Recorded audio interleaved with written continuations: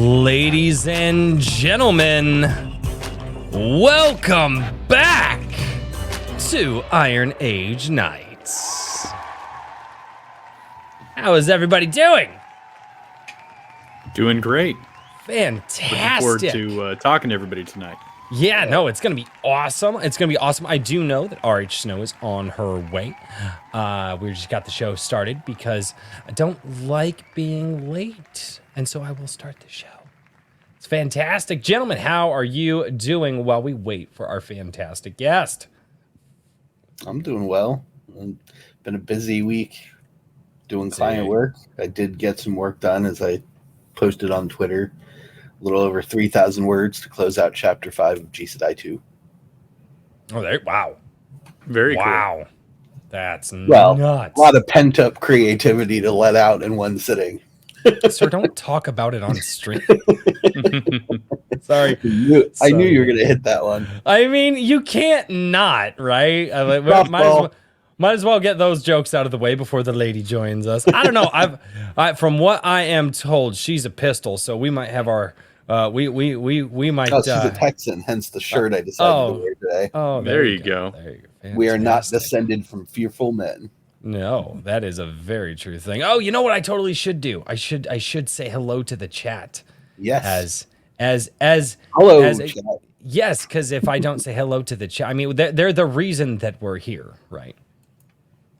And it is, and it's my chat, so I'm gonna walk into this with a couple black eyes in about 5 seconds. But ladies and gentlemen, let's say hello to all of you fantastic people. Hello, how are you down in the John A. Douglas, member for 3 months. He says, "Ooga chaka, ooga ooga ooga chaka." Don't make me sing. Right. Oh, it's great. Hey, what's going on? All right, Snow, how are you doing? Uh-oh. You lost her. Uh-oh. No technical difficulties. I am still alive. Yay. There she is. There we Okay. go. And I got the There she is. There you set go. up and everything.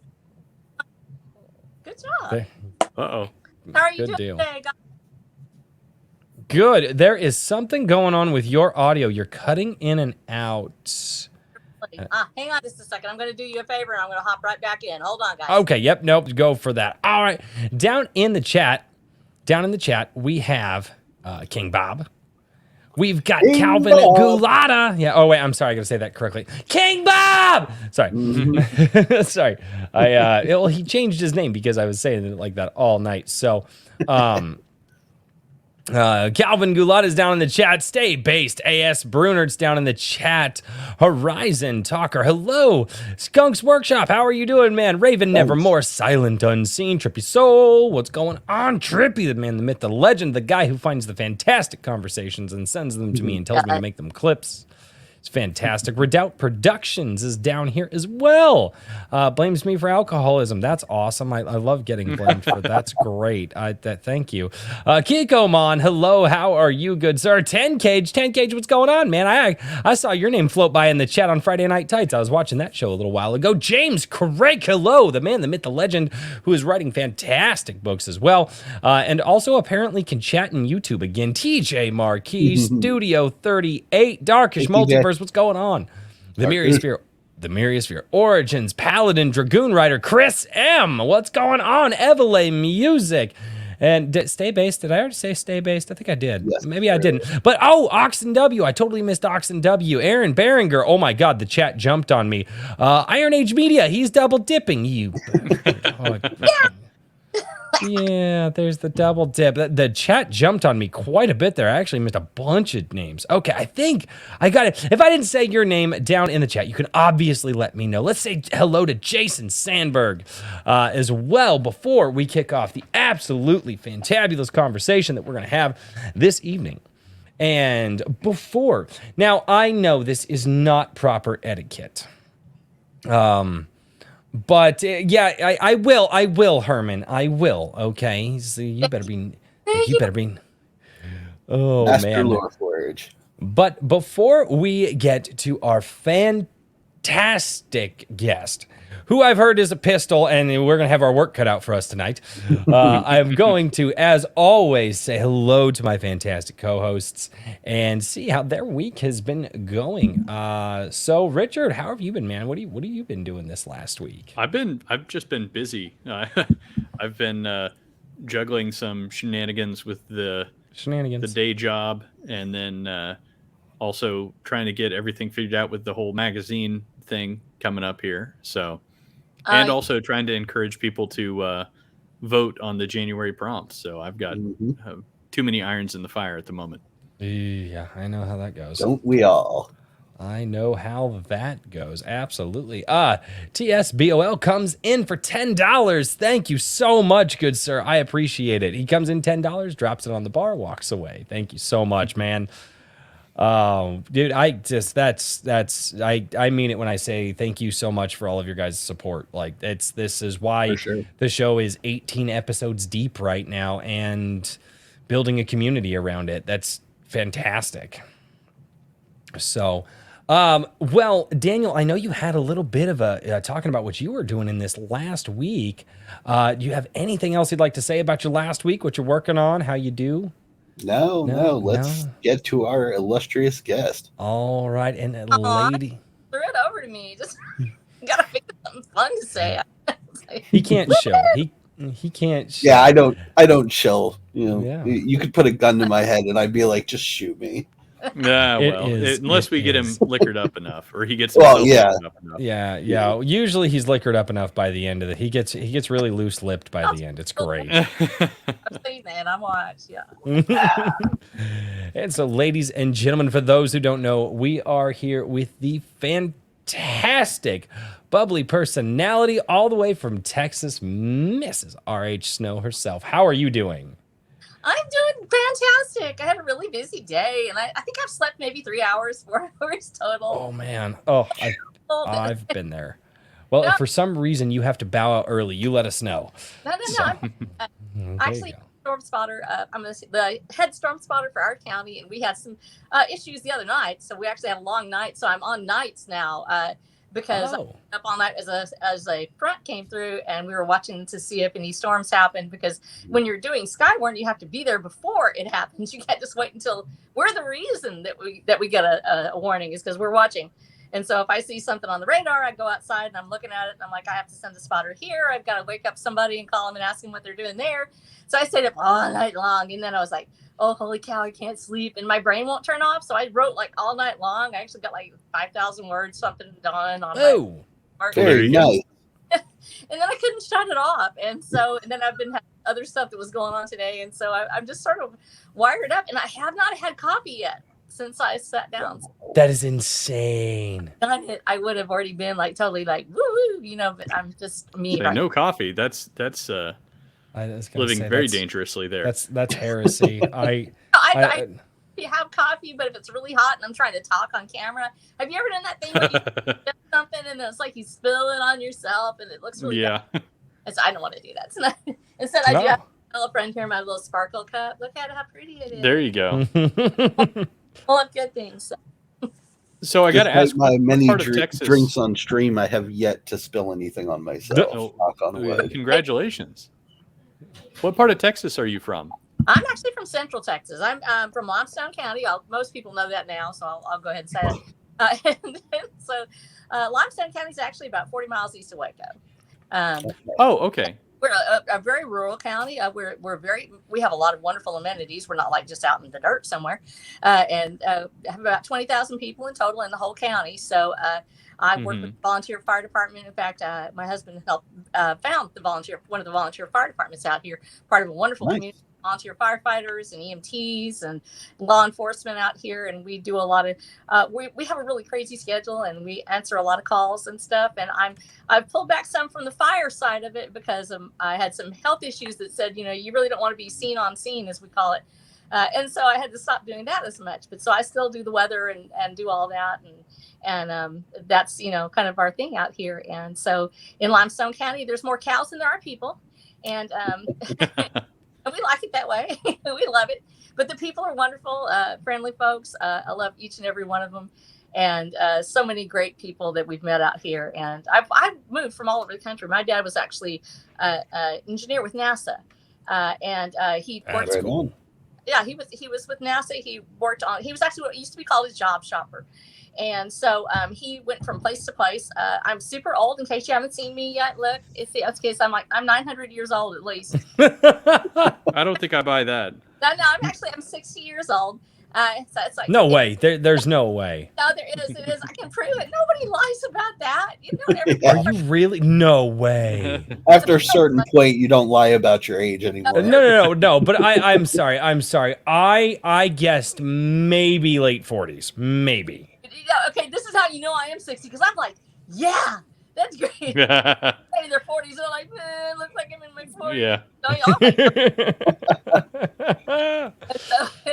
But yeah, so my dad was, but he was in aerospace in the 50s and 60s, and so he actually worked on the Apollo 11 project. Oh, that's awesome. But he was also on different projects, so he would go from place to place, and he would shop his talents. And my mother loved him so much, she would just go everywhere. She didn't care. So I moved like 20 times when I was a kid. And so he worked on all these great projects and all these great engineering things. And so a lot of the drawings and stuff that I do in the book are actually related to that. But so by the time I get to Limestone County, I'm an adult.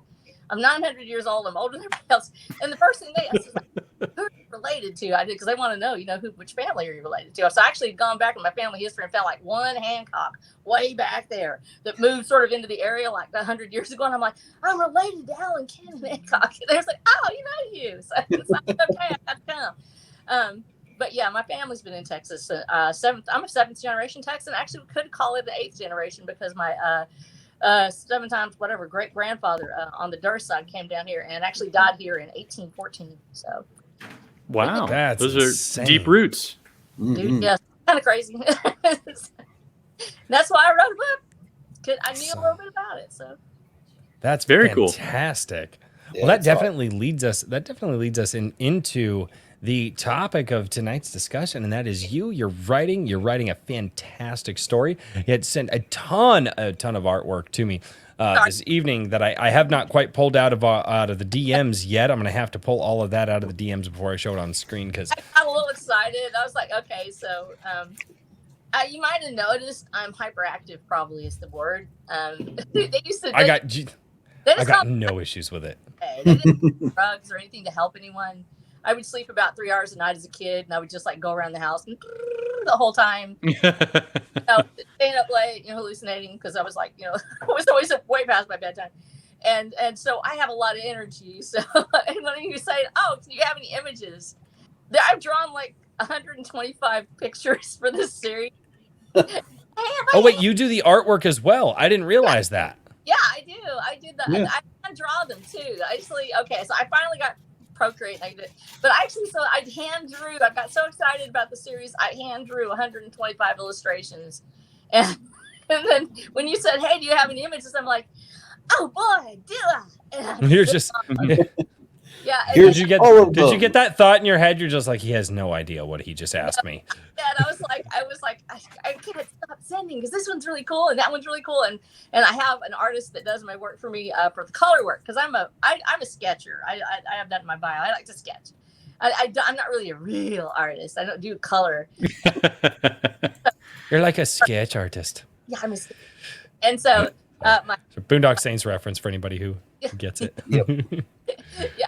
So my color artist is Laura Morris, and she does all of my covers for me, and she has this really great like Dallas downtown mural style, and so I just use her on everything else. So all the color stuff's hers. So nice, awesome. Yeah, I was going to ask, because you have a bunch of different things going on with this. I mean, so you have something like 6 books out with the Watcher of the Damned series, and you have some other.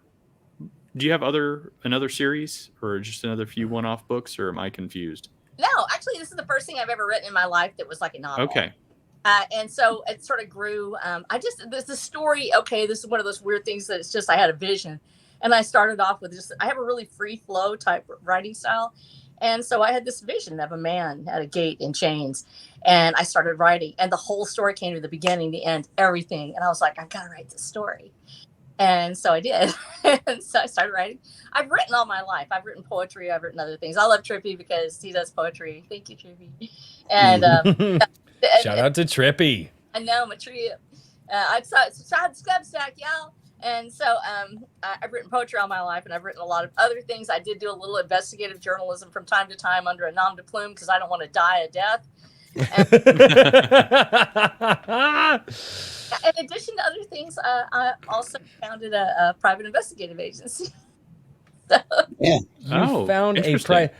Ladies and gentlemen, don't piss her off. No, yeah, I was going to say. Lying. They think I'm lying about my life. Here's what I do. I'm not the one that actually does all the stuff I want to do. Usually I'm the talent finder.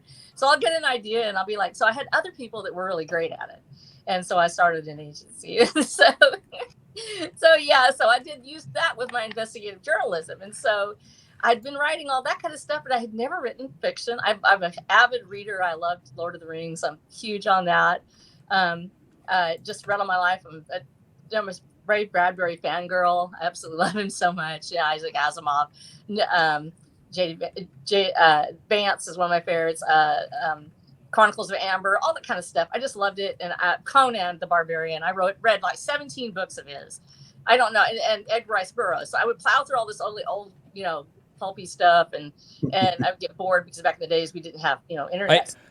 I want to point this out. I just want to point this out. All of the men in the chat right now are just like, wow, I don't do nearly that much. So like my life is boring compared to hers. Well, my life is really chaotic. I'm also a preacher's wife. So and right so, on. I'll give the glory to God. I ain't gonna lie. It goes right there. And I love my church people. If my church people out there, I love you. Well, I hope some of them are here in the chat. I hope some of them are here in the chat. They're probably lurking. I love you anyway. I'm acting right. I promise. But yeah, so when I started, actually, I had always been involved in the fire department, everything else. We helped start some of that stuff because we needed one here at the fire departments. They did have them. I just didn't have one right here. And so we started that. And when I had a condition, I have two things going on in my life that really make it really different. And so I have a condition called fibromuscular dysplasia. Didn't know I had it until my blood pressure went up really, really, really high one time. It was like 200 and something. Oh, 109. And so, and it turns out that I've got like these little tendrils that wrap around everything and they grow and like they like squeeze where they aren't supposed to, and it creates this blood pressure issue. Well, you really don't want that person on scene with a fire hose in their hand because they're going to just drop dead at some point and leave you, hanging while you're out there fighting a hay bale or something. So I got really bored, and I've been doing EMT work and everything else. I got my EMT certification. After 50, I might add, by the way. So for all you babies, look at y'all. I got boobs older than all y'all. I mean, like, look at you. Hey, I'm almost 44. Come on. I'm serious. I've got a blouse in there that's like from the day you were born or something. Probably. So, hey, 79 was a good year for fashion. That's right. I'm really sick that year, actually. I had so I actually had gotten so bored being sick because I had to put my feet up a lot. And every time the blood pressure got up, so I was like, I'm so bored. I'm going to die. And then I was like, so I started looking at, different things. And I play a bunch of Fallout and things like that because I love video games. Okay. My family's really weird that way. And all the women in my family were gamers. I don't know how that happened. My mom was like 80 years old. She was doing all the Super Mario. No warps, nothing, man. Just like plowing through and going through the whole thing. And it was great. It was like the day they finally got, Mario over the end, and like you got through everything. We had a celebration because it took like a year. So I got so bored. I was like on Fallout 3 on bullet sponge mode where I'd done it like, I'd conquered Alaska like 3 times or something. And I was like, I'm so sick of this. And I had this vision of this book. And it's like the first time I'd ever sat down and just wrote something like that. And it was like, when it came to me, it just came to me like a thunderclap. And I'm like, I have to write this book. It felt like a holy journey. I don't want somebody to start tripping on me. I'm not trying to say something weird, but I felt like I had to write it. And so I took it on as a quest that I was going to do this thing. And so, and it happened, and it was just amazing to watch it, because I'm the kind of person that, you set me down and ask me to do something long-winded, and usually I can't. If I don't crochet like those big old, like Afghans or whatever. I crochet. It's like a little, here you go, the end.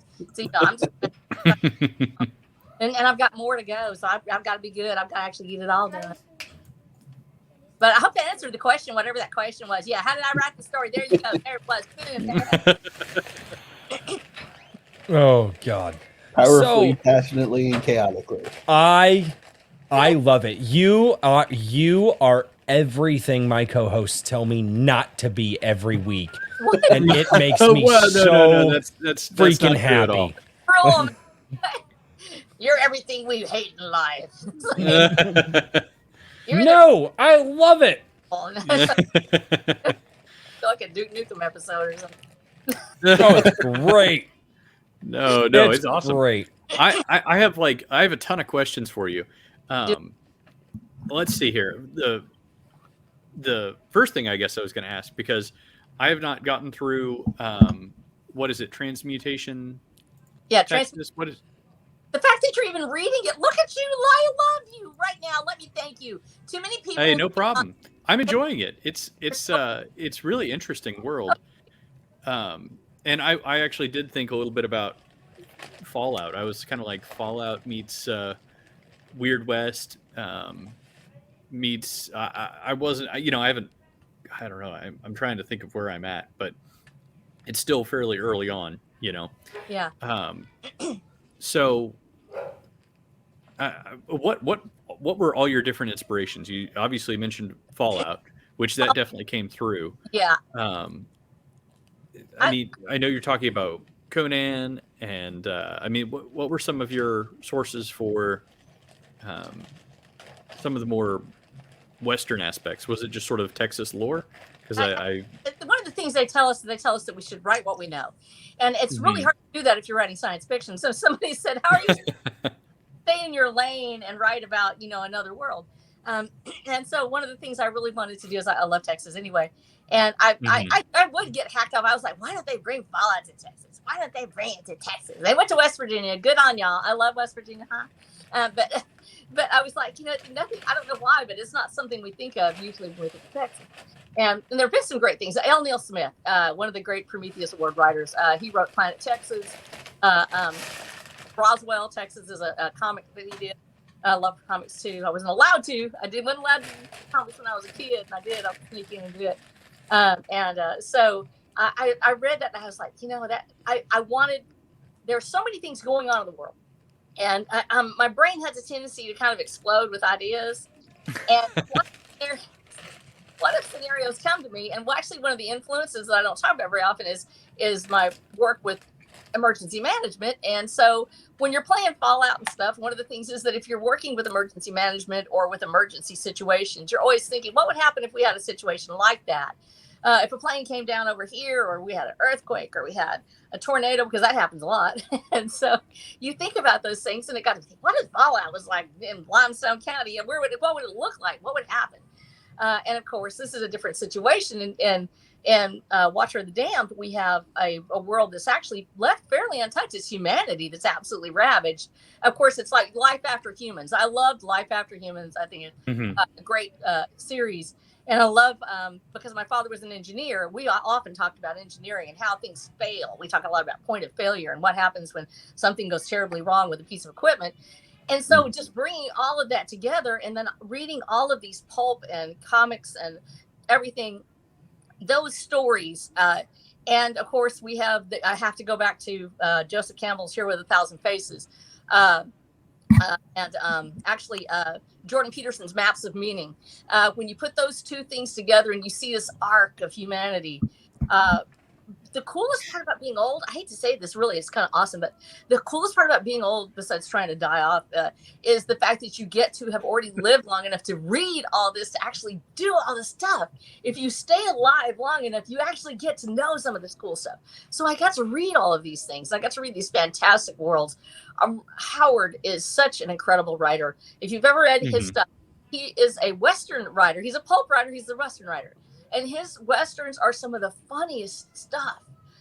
Shout out to Edwin and his people over there, and where they do the readings. Dang it, it's Middle Earth Storytime, and they were reading some. Oh yeah. Yes, they were reading some of his Howard's westerns, and it was just such a hoot. And I remembered reading them as a kid, and his language. He wasn't afraid to make a character be serious and funny at the same time, and I can't describe how he did it. And so there was a lot of humor there, and just the fact that those westerns that really plugged it in is like, what if Conan, that part of Howard, if Conan met his characters from the West. And I really didn't think about it at the time when I'm writing my story. I don't think, hey, I wonder if this would be cool. It just, it sort of happens. But the influence is definitely there. So I would say probably the bigger influences are Tolkien, Howard, and I would say Vance. I think that when you're looking at The World's End, that section of his work, and I don't have it right now in front of me. I have a whole list of these books that I was like, every time I'll do it, I'll forget, like right in the middle of what I'm talking about, and I'll forget the person's name, and I'm afraid to say it for like forever. I'll be wrong. Yeah. You know, but those writers and the early pulp writers really influenced me in that writing style. And the other writer that's actually a huge influence, I'll say there's two of them, and they don't seem to fit into this, but they do. There's three: Robert Louis Stevenson, Jules Verne, and Mark Twain. And because of their style, there's a very picaresque style. And somebody else said it's picaresque. And I had thought about that people don't really often in books nowadays go on a journey with the characters. We do it in the lit RPG. We do it because that's what it's all about. But that part of where you go on a journey with the characters, and it's almost this minute by minute point where you're like, hey, how do you get from point A to point B? Because there's all these challenges. And writing that type of story to where you're just going on this journey with these characters and the things they want and how they want to get there, those influences from those writers moved forward. So you've got this really weird amalgamation of very old language. I would say, I think that's one of the things. I don't know if it's a challenge. And I've only had one person ask me, do you really think your readers can read this? And I said, yes. I don't think there's an issue with this. There are people that are like, well, you should make it very simple and you shouldn't use big. No. And I agree. Don't make it simple at all. I 100% agree about that. I think that we've degraded language to a point where the finesse and the beauty of language is almost robbed to the modern generations. This actually comes up when we're looking at, if you look at writer Twitter, you'll see it a lot. Don't use adverbs. Don't use adjectives. Yeah. Describing. There's a lot of rules out there. There's a lot of rules out there, and they never existed before. Yes, there are people that want you to write a certain way for a certain style. That's awesome. There's never been somebody who ever in the past, I'm this many years old, I never had somebody say, you can't write that way. All of a sudden, I have people saying, you can't write that way. You know why? Because y'all want Chat GPT to do it, and they want Chat GPT to learn from our writing, and you have to simplify it in order to get them to learn it. As a result, my answer is no. Get your own. If you want something special, write it yourself. And I love that AI is doing what it is. I have a lot of AI in my book. Actually, as you get further, the series, as you get further, you learn that there's AI still embedded in this world because tech never really truly dies. Power, the search for power, the search for tyranny, the ability to be able to make other people do what you want them to do, and people who are willing to fight back never goes away. But when we look at AI and how it learns from us, we have to make a stand and say, I'm human. I'm going to write the way I want. If you want your AI to learn to do that, then your AI needs to learn. But don't ask me to simplify myself so you can do a project on the side so your AI can learn from me. That's fine. And I do think that's part of the issue. All of a sudden, I've heard everybody, oh, you can't do these things. You can't have a style. You can't use this word. You can't describe a scene. Why would we not do that? We literally are saying to people, now here we are saying that we need to describe things for those who are sight impaired. But you don't want me to describe in my story what this thing looks like, or how this person acts, or what their eyes are shining like, or taking a breath. My people take a breath all the freaking time. Y'all go ahead and do it. One of the best scenes I think that I remember from a book that and it's probably one of the best scenes that I've read, and I've not read a lot, but it was from, and admittedly there's controversy around the book, but it was Manhunt, the 12-day hunt to find Lincoln's killer. Oh, yes. I read. Okay, so then you'll know the scene that I'm describing. There is a scene where, and I cannot remember who it is, but there was a scene where John Wilkes Booth is traveling with somebody and he's trying to get him out of town, and they get to a roadside on the edge of, I believe, one of the northern counties, and they're hutched down next to the roadside. And the way that scene was described, and they can hear the patrols, going by. They can hear the horses. They were talking about their breath in the air. You know the scene too. And it was, and I read that. I will say this. I've only had 2 books in my life draw me in to where I forgot that I was reading. And it is Jack London's Call of the Wild when I was a kid, and Abraham and Manhunt, the 12-day hunt to find Lincoln's killer. But in that scene, they describe hutching down. He describes the pain in his leg that's broken at the time, and how they have to be quiet, and they could hear their breath and the soft wind in the air blowing the tall grass as they could hear the men, talking with each other as they were patrolling, trying obviously to find Lincoln's killer. And you don't see a lot of writing like that anymore. You don't get that descriptive pull you into the scene and make it like, when I read that scene, I could feel physically the chill of the air they were talking about in that scene. That's how into that moment I was in the book. And you don't see a lot of that anymore. You really don't get that descriptive pull you into the world writing anymore. And I'm really, really glad that you just put a beacon on that. You shine a light on that, because I think that's something that a lot of writers should really look into. Well, it's one of the most common things I say when I edit books is you missed a golden opportunity for being descriptive. Mm-hmm. It happens with almost every manuscript I read over. I think that you're right. One of the reasons why we say, "Oh, you're not supposed to write the way," and we have multiple media. And multiple media each has its own beauty, its own joy. Movies, making something happen in 2 hours is actually an extraordinary feat. One of my favorite movies, of course, besides I saw, first time I saw Star Wars in the theater when it was released. No expectations, no idea what to walk into. I'm a lifelong fan, a lifelong broken-hearted fan. There's A New Hope and the other 2, and then there's like Forget You, and I went there, and when you have those books and those descriptions, we think of how would this look as a movie, or we talk about how is it going to fit in as a story on the screen. How can we turn it into a screen written play or whatever? Those are each their own mediums. If we write everything as if we want to see it as a movie, you will never be able to write a novel, because a novel is its own beauty. And there's other things that drive my need for me to describe what I've seen and what I've smelled and what I've heard. We have a lot of different feelings and emotions and senses in each scene. One of the reasons I do that is because I'm going blind. I, as an artist, as a writer, I'm losing my eyesight. I have macular degeneration. I've advanced. I have cataracts bad enough right now that I'm almost legally blind at this point. Drawing for me is an adventure, because I have to really get down on top of it and work on it. And I'm racing to get this series done, and it will be done. I will have it done. I've already got the arc written. It's 60,000 long. I describe things like I want to be able to see it again when I lose my sight, when I'm in the darkness, and I write that story, and I talk about how the sunlight was playing off and bouncing back toward the sun off of the leaves of the bluegrass stems as they were waving in the wind. I want to see it again in my mind.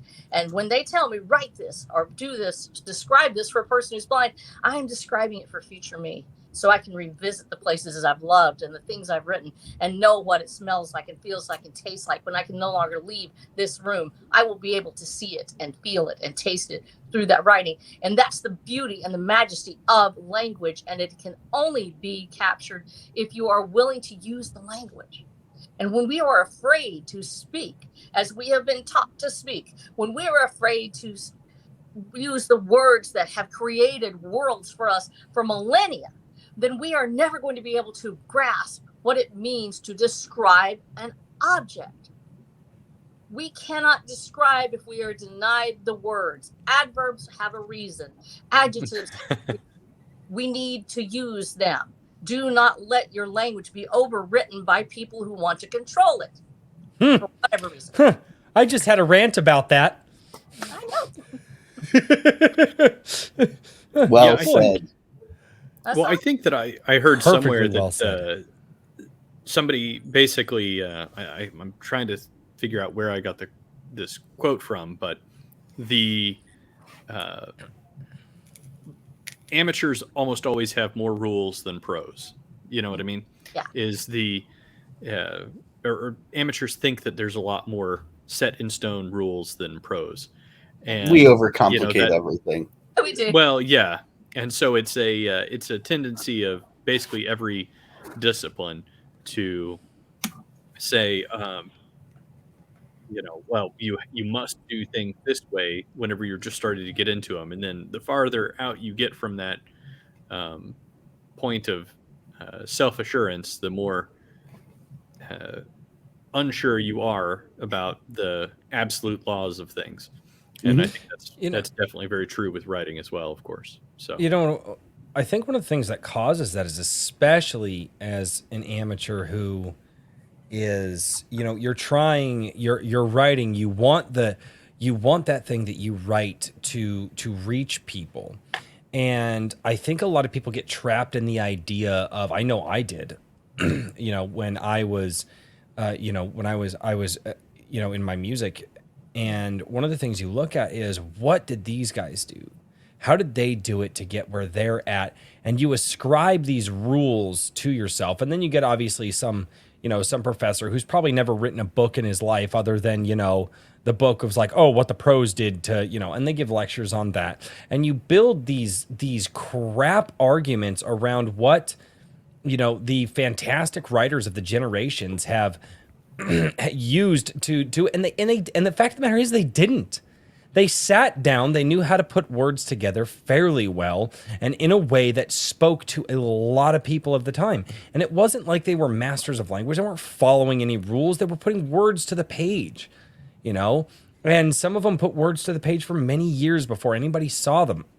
And that's something that I think that a lot of people, although I think looking back and figuring out where we might have gone wrong in society and things like that, learning from the past, I think setting up too many rules for the creative endeavors is absolutely the wrong way to go. Just 100%.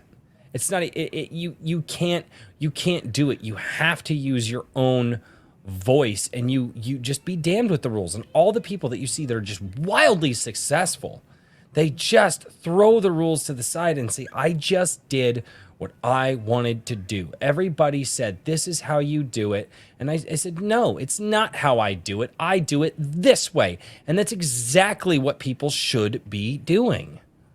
Little bit. Well, I think that there's a point. I mean, there's, of course, some discussion to be had about, looking to what was successful. You don't want to have to go back and reinvent the wheel every time, of course. Yeah. But by throwing the rules that, I'm not saying, stop using periods to end a sentence. Well, what I'm saying is that there's a clear difference between that. One of the things I think that has been a frustration I've seen with some of the people in the indie space is that this attitude of, well, we don't need to, we just need to go back to a certain time, or we need to go back and emulate a particular author or a particular artist or something from some golden era in the past. And, you can never, but two things. First of all, those people didn't get where they were by imitating somebody else, by and large. And things are different. You're never going to be able to bottle lightning and say, well, this is how you do it now. You know what I mean? And it robs like you guys were saying, it robs the entire creative process. So I think it's awesome that you have such a deep or broad range of things that you pull from. And, agreed. Turn it in a very interesting and new way, and blend it with newer, more recent inspirations as well. Well, it's important for us. Yes, we want to have, there's a framework. Larry Correa talked about it the other day. In case you missed it, there was a big Twitter war on the fight. Oh, no. I heard about, no, I am completely unaware, actually. I had some people mention it to me, and I'm like, I don't even know who this person is. You're not a writer and like really so much in the Twitter sphere. I know. I'm a pleb. I get it. You can just you don't have to be that mean. No, it's not that. It's just you wouldn't be exposed to it as much as the rest of us were. Well, it's to quote the old right brain, left brain thing, and so I was a teacher also. I taught pre-kindergarten, so yay, and so I'll teach it like I would teach you. We have two processes going on. You have creation, and you have the process of giving it to someone else. The interpretation, that emulation, where you actually are able to synthesize it and put it on paper. Creation should be allowed to be itself. You cannot just go in and just corral it and say it's going to be done this way. You destroy children when you tell them you can only color between the lines, that you can paint this way or write this way or do these things. Creation is done out of the love of creation. And singing. So many people have never sung because you were talking about being a musician. Also, my brother's Wayne Hancock, Wayne the Train Hancock. A lot of people don't know him. Some people do. If you're into the indie music scene from the 1990s onward in Austin, Texas, they know Wayne Hancock. And I've sung with him. I'm also a musician on the church side. And so when you're doing music, if you tell children, don't sing that way, you're not singing right, you need to sing it this way, they will never sing again. However, when you're trying to get into a choir and you're saying, we want to sing this way, we want it to sound a certain way. There has to be a certain harmony there. You have to hit that tone right or it's going to be out of tune. How do you put these two things together? Well, you make them they are separate processes. Creation for the joy of creation, singing for the joy of singing, just writing or painting or doing something because you just want to do it, needs to be its own thing. You literally should create, allow it to be there, look at it, and then you say, I want someone to see this, or I want someone to hear this. What do I need to do to reach that audience, to reach those people?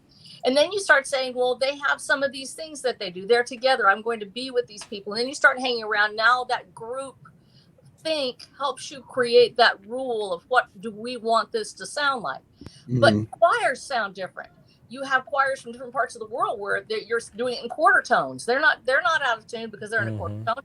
So you don't make a rule for it. You find the place where your creation fits, and you start to find a way to put it into that forum. Don't try to make it fit where it doesn't need to go. That's just going to crush your creation and it won't fit with that audience. Instead, you create it, do your best job, go with people that love what you have, and then craft that art. So it's two different processes. The creation is like giving birth to a child, and the putting it out there as a writer or as an artist or somebody else to say, I want this for other people to see it, is that education of that child. Both of them are necessary. They're both beautiful. They come together and they create the whole human. So and that's our work. That's something that I'm teaching my kids, is that you have to, my kids say, well, I'm really good at this. I'm like, yeah. And you have to hone it. You have to sharpen it like a sword. You might be really, really good at getting at doing this thing that you're doing. But if you want to be really good at, and I mean really good, like the best at it, you have to want that. You have to want to hone that skill and, do something beyond just the passion of it while still maintaining the passion for it, and it's something that I'm trying. And I say try because that's all every parent ever does, like we can say, well, no, we're totally doing this with our, we'll find out. Right. Cause one day they'll be in the world and you're going to, I do. Right. Yeah. It's nope. And my little girl, she turns 11 tomorrow. I say my little girl, she's my oldest and she's 11 and she's already looking like a young woman. And that just pisses me off. But been there. Oh man. She's so headstrong and there are things that she loves and things that she is just passionate about and she's driven. She just has that attitude that, this thing gets in front of her and she's going to go through it. She doesn't care how hard it is, any of that, and she'll talk about how oh, Dad, what do you think about this? What do you think about that? I'm like, well, no, you're really like, you're good at it, sweetheart. I was like, but you're not the best, not yet. And she doesn't like hearing she's not the best. She's out of the 4 kids I have, she's that one, right? She don't like hearing she's not the best. But I say, but if you want to be the best, take that passion and learn how to do it. And I don't think that is being preached to our young generations, or held even my generation, which is just the millennials. I don't think that was driven into them in that way, the way that it was for prior generations. I miss seeing it, and it's refreshing to hear it. Prior generations have the same problem. Ask anybody about the books they were expected to read in school and whether or not it affected their joy of reading. Yeah, absolutely. And that's what I was saying. I said, never read because you think you have to. If you do that, hate it. You're going to hate every minute of it. Have you ever had something you're going, I really love this book. Then you go, geez, I got to get it done by this time because I have an interview or I have to write a report. And all the joy is taken out of it. And now there are different people in the world. So let's talk about that for just a minute. We have people who are that athlete class or the world class. They are driven to do everything better each time. That is part of their process. They like to see it sharpened like the blade. And they are that person. You want that person to be the one that is pursuing that goal of perfection, because that person becomes better every time that stone hits the edge of the blade. They become sharper. They become more aware. And you have other people that aren't a blade. They're a spoon or a fork or something else. They have their own beauty, but they love just being able to enjoy their life. And they have things they do. They should do those things. One of the worst things you can do to a person who is non-competitive is to shove them out there and go, you're going to do this or you're never going to eat again. You're going to hit that home run or you're not coming home, son. There's the joy is lost. Like you said, with reading, with playing ball, with playing piano, whatever. Finding where that person fits in and saying, you have a place in society, but don't expect to go and be the sharpest blade then. You're not a blade. You don't have to be one, but don't ask the blade to not be itself either. Right. We have gotten how to allow people to be themselves.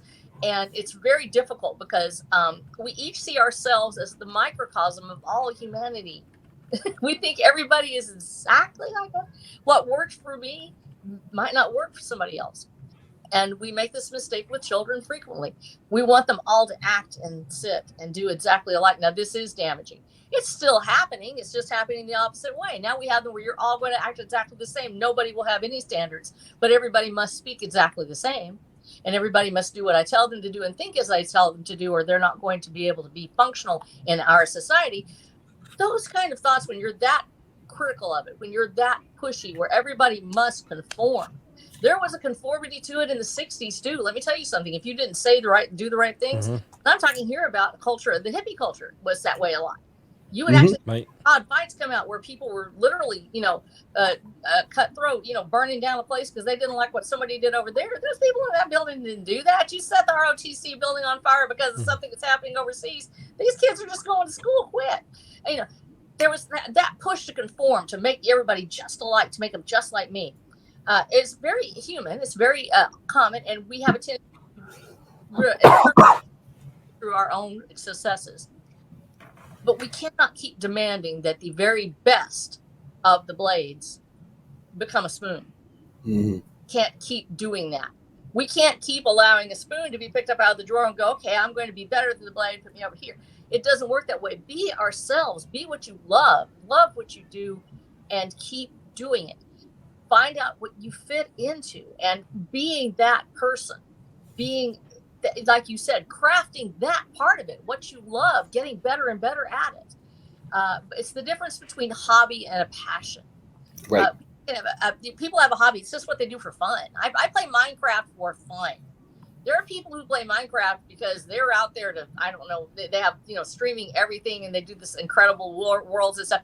I just go boop, boop until the creeper blows me up. I'm fine. and I do it just because it helps my brain relax. That's a hobby. That's something I do for fun.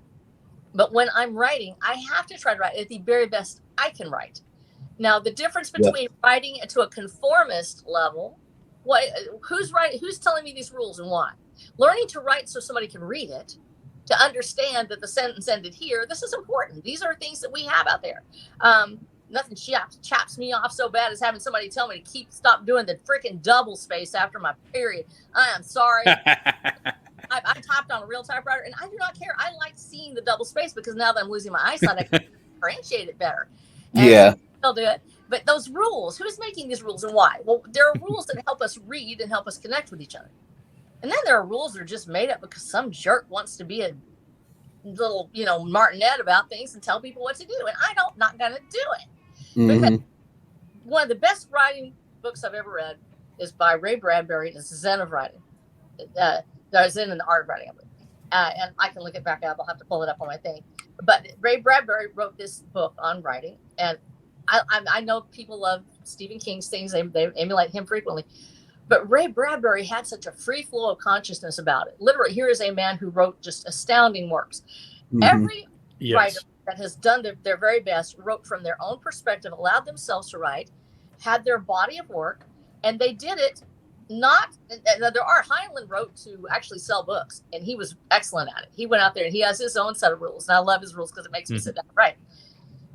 But you write your best.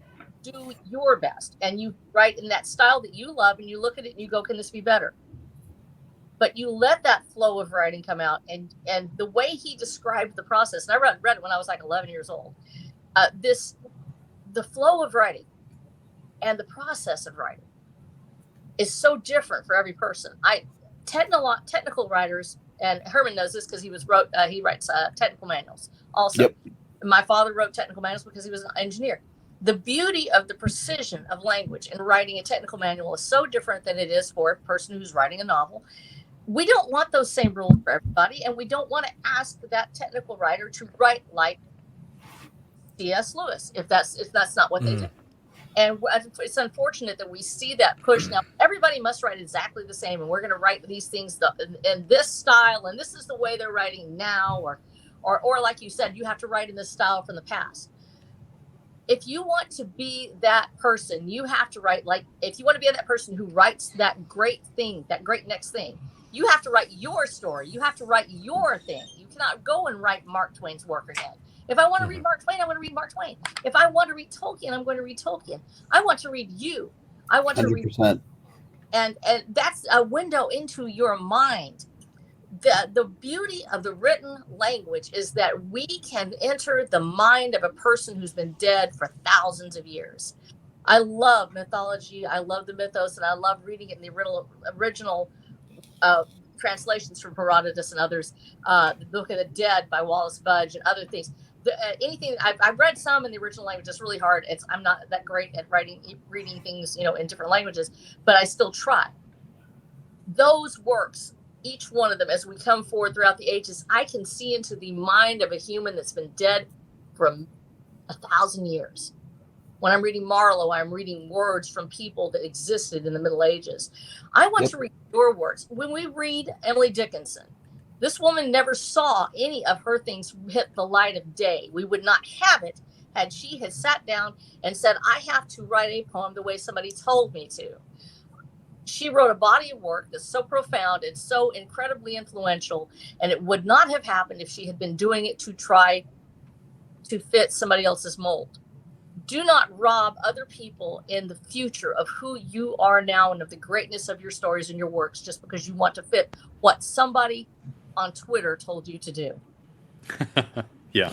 They will lose you. And you don't know who's going to be reading your works in the future. You don't know that 100 years from now, somebody picks up your book and goes, this orc erotica is the best erotica that we've ever and it changed the world forever. Don't give the chat any ideas. Don't give the chat ideas. That's a bad idea. But it's my wife and I. My wife and I. We talk about this. My wife and I. We are definitely not the traditional parents. And my kids are the weird kids. My kids get to see and do things and no, damn it, Richard. No, just you, sir. But my kids are the weird kids, right? Like when it's so funny. It's like, so my daughters, they love pet rats, right? and they're all about their pet rats. Oh yeah, I know. I told my wife she's not allowed to talk to you because she already brings home too many damn animals. So I told my wife, I was like, you're not allowed to talk to her at all because I swear if you talk to my wife and she starts bringing home animals, I have to ban you from the channel. I would have to. Huh? I have baby goats. Oh, I know. Oh, trust me. She was trying to get me to bring one of those home the other day too. But I don't. Anyway, but my kids are but my kids do, they're into all the creepypasta stuff. The kids are, they'll hear that like that because my kids are homeschooled, right? And they're like, they have some public school friends and they're like, oh, we're so weird. And they'll say something that they're weird about. And they're like, oh, but do you like this? And the kids are like, no, that's creepy. And and my kids are like, oh, huh. Well, you said you liked weird stuff. And I look at that and my wife and we are so freaking happy. I love having the weird kids. I feed into it. I'm like, no, don't buy into their BS. Don't become normal. Don't do, just do you, but just make sure you're kind to other people. That's the only thing that I draw the line on, right? Never be unnecessarily, mean towards people. Just be kind, but just be you. And man, and I love, and my kids are the cool kids, my kids are they're the weird cool kids. Like everybody's like, oh my gosh, like you guys get to do this stuff, you get to do that stuff, and they're the homeschool kids too, which is funny. But I love it because my wife and I, we have everything that you're talking about with making sure that you're an individual, with making sure that you're not conforming to this. My wife and I talk about daily how we're going to raise our kids, what we're going to do, what we're going to teach them, what we're going to show them, how we make sure that the passions in life and the things that they have that make them are the things that shine through, and they don't just become cogs in this horrible machine that's been built over the last 150 years. And I love hearing that the passion is still out there for thinking like that. It shows me that I'm not the pariah in this world that I thought I was. And it's every so often you gotta have friends, right? Yeah. You are absolutely on point. So actually I taught school. I also homeschooled. I have 2 children. I had others I miscarried, but I had 2 children that are 14 years apart. So I'm the queen of the sibling age gap, otherwise known as sad. And I had my daughter when I was got pregnant with her when I was 21. I had my son when I was 36, and so 35. Sorry, 35. My daughter, military. From the moment she was a kid, everything very organized, very passionate, sings opera, extraordinary in the honing of her skill, does the public school track, but I was behind her the whole way. And everything she did, we would do it together. We would go through teaching her. And she's one of the biggest people that she will always ask a question. Critical thinking skills, absolutely to the max.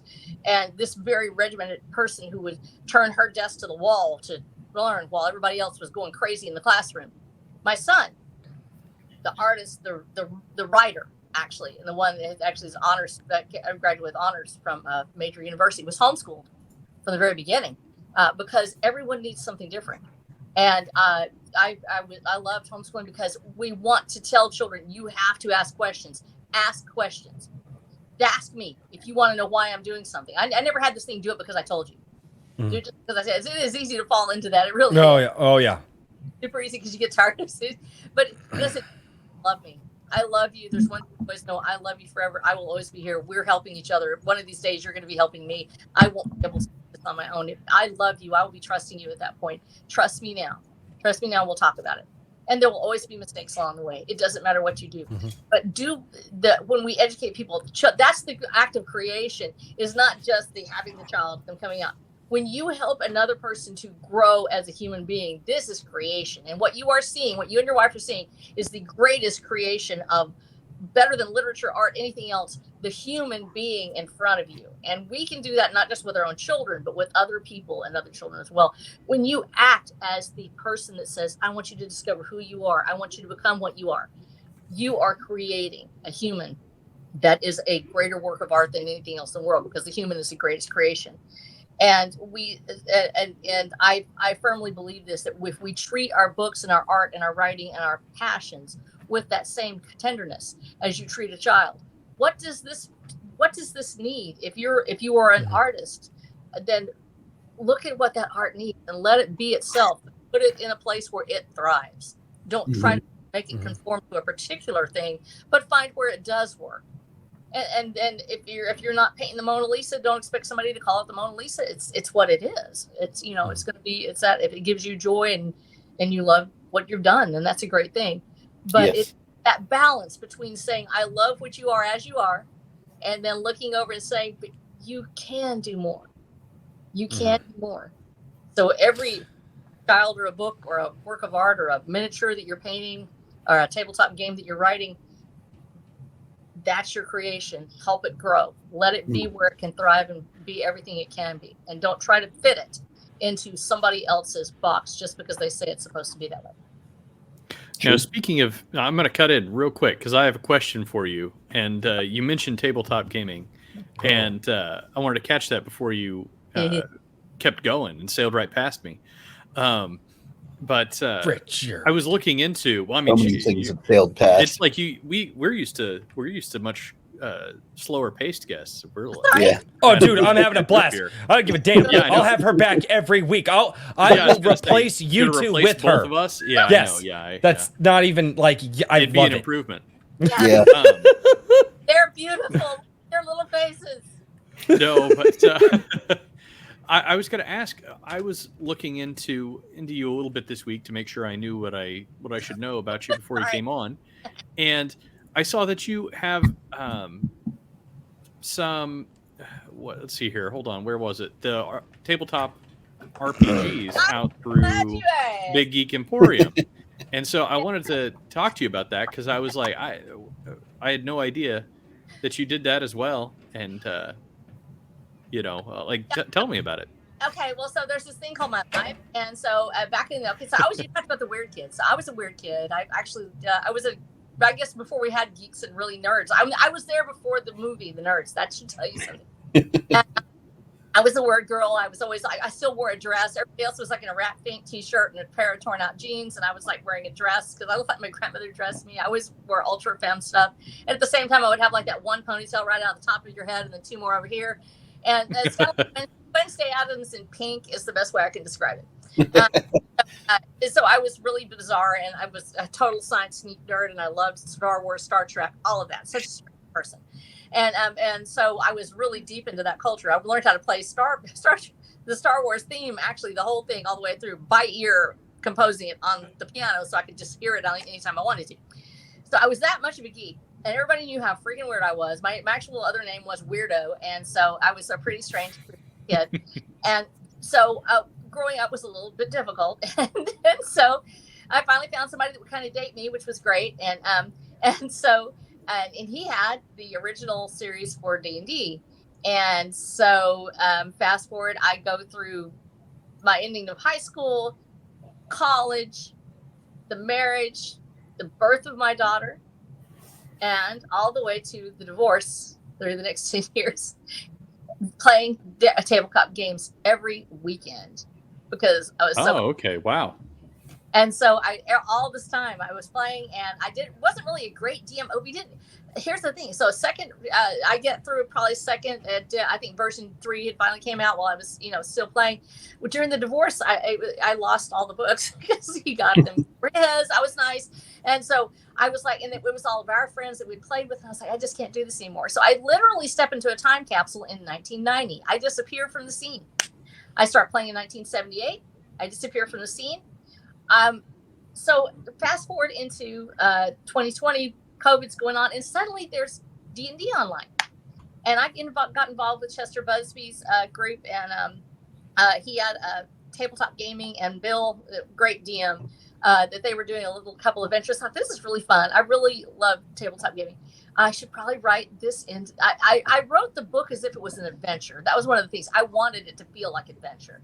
And I love the fact that you're doing basically a dungeon. You're walking through, and there's an encounter. There's something that happens, and that's part of that video game influence too. And I've also played Zork and a lot of other fun game, the old school game styles.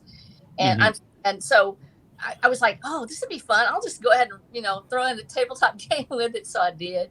But I didn't, I'd help. This is Jonathan Harden, as you see, his name's on there. I'm giving him total credit. Great guy. He's with Sojourners Awake and has a Substack out there. If you can, pop that up for me, or if you can find it. I think I've got it on my stuff, but if I don't, I'll send it to you afterwards, and we can add it in the afterwards. If you drop it in the private chat, I will get it up there. I'll have to hop off of here to get it. I'll see if I can pull it up on my thing.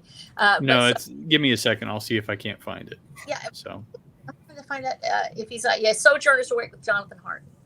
And so I knew I wasn't good enough to write my own tabletop. I have written tabletop games. I've actually done it with like paper and a grid sheet. Like, I didn't even have the hex. I was like, that broke. I just had the four squares to an inch.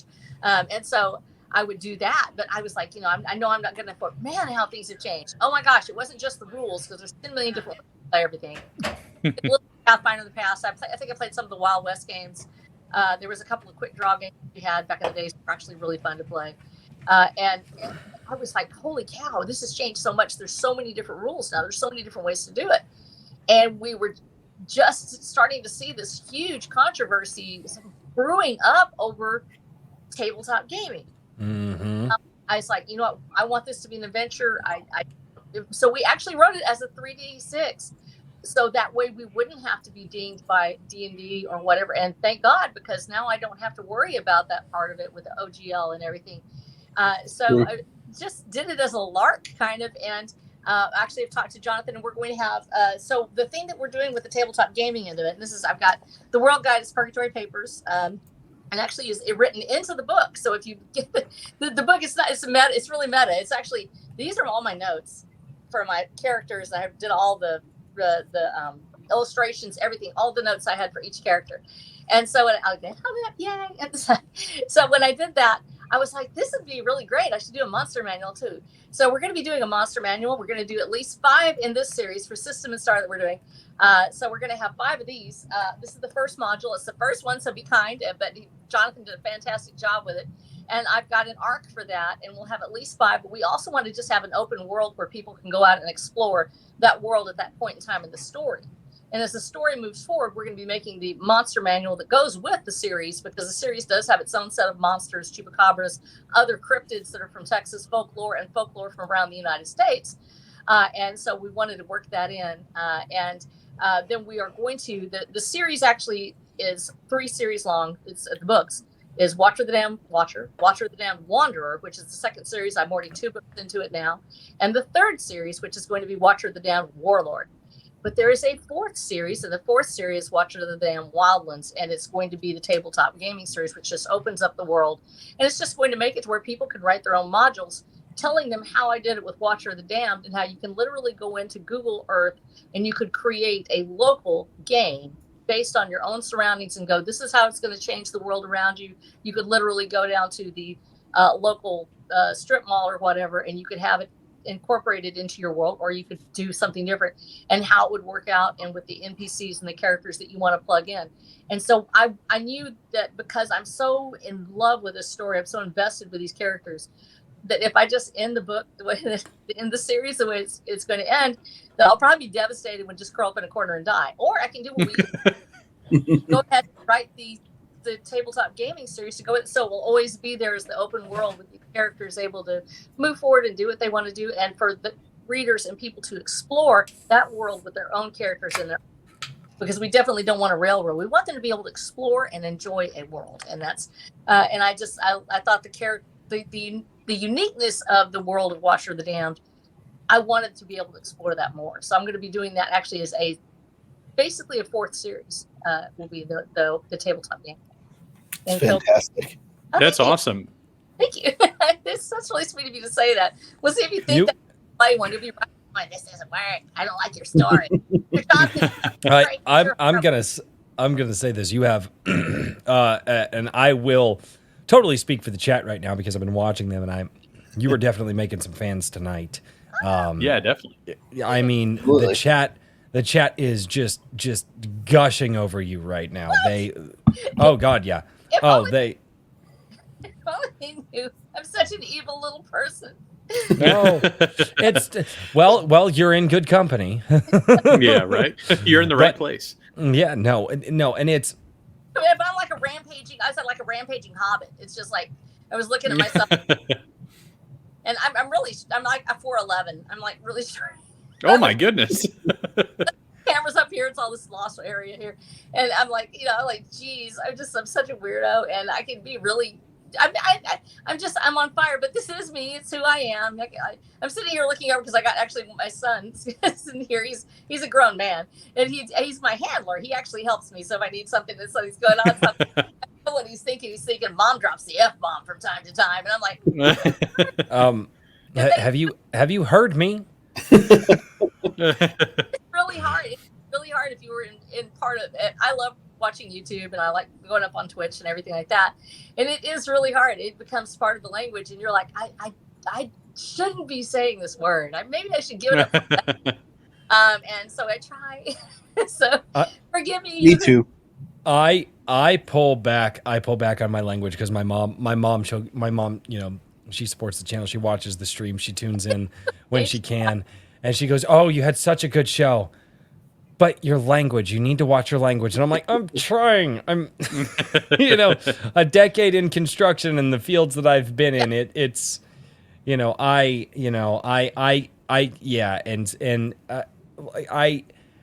love the absolute passion that you have for life, not just storytelling, but it's something you don't see anymore, and I am thrilled to see it because there is something, and it gets to me from time to time. But everybody gets rigid in life. Everybody gets rigid. Everybody gets to that place where they don't see the spark anymore. And what's awesome, if you are really being honest, and you are 60 years old, you have a spark that most 20-year-olds couldn't hope to find today. And I think that that's why the chat is just going, yep, buying her books, totally a fan, subscribing to her channel, because they see a spark that they want to have, and you are right now telling them how to get it. And that is absolutely fantastic. It makes me happy. As I'm listening to you, I'm thinking, okay, that energy, and I know what that energy is because I've felt it in my life. I'm like, that energy is the energy that I can harness to be a better father, to be a better husband, to be better at this YouTube thing that I'm trying to do, to be better in the other creative adventures that I'm doing. And and like I said, you say, oh, well, I'm a weirdo. Oh, I'm I'm a little bit out there as a person. But the fact of the matter is, I don't think you're weird at all. I think that you have a passion, you have something to say, and you definitely have the ears of all of us right now when you're describing all of these things and the attitude that you have. And I'm not saying that you've never had those moments where you lost the spark in your life. I think everybody does. But right now, you've got it, and you're telling people how to get it, and it's awesome, and I love it. Thank you. Well, you want to know a secret? What's that? Life is beautiful. Love is real. I worship love. God is love. And I believe it's real.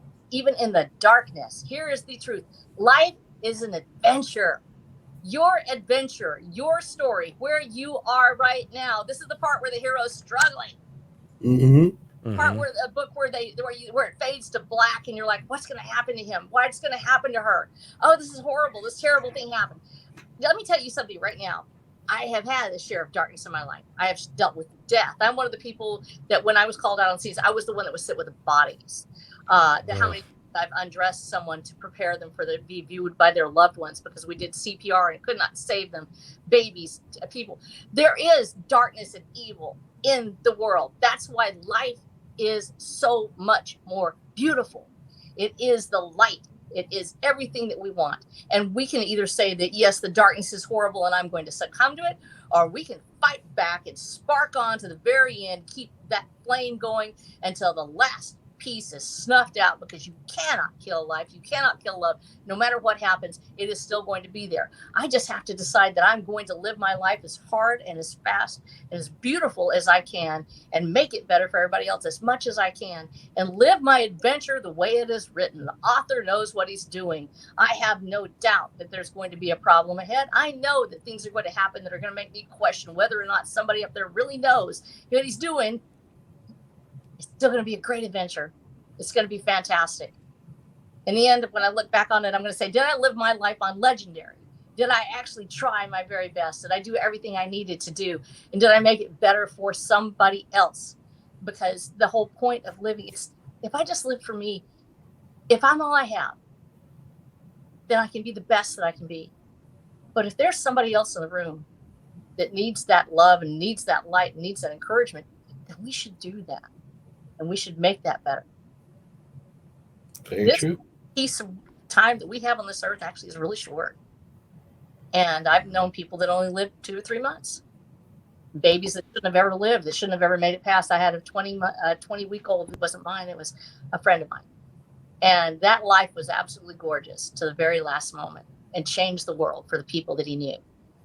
Never underestimate your ability to make the world a fantastic place, and never underestimate your ability to be the hero, because that's what you are. You just don't know it yet. Very true. And I think there are a lot of people right now that need to hear that.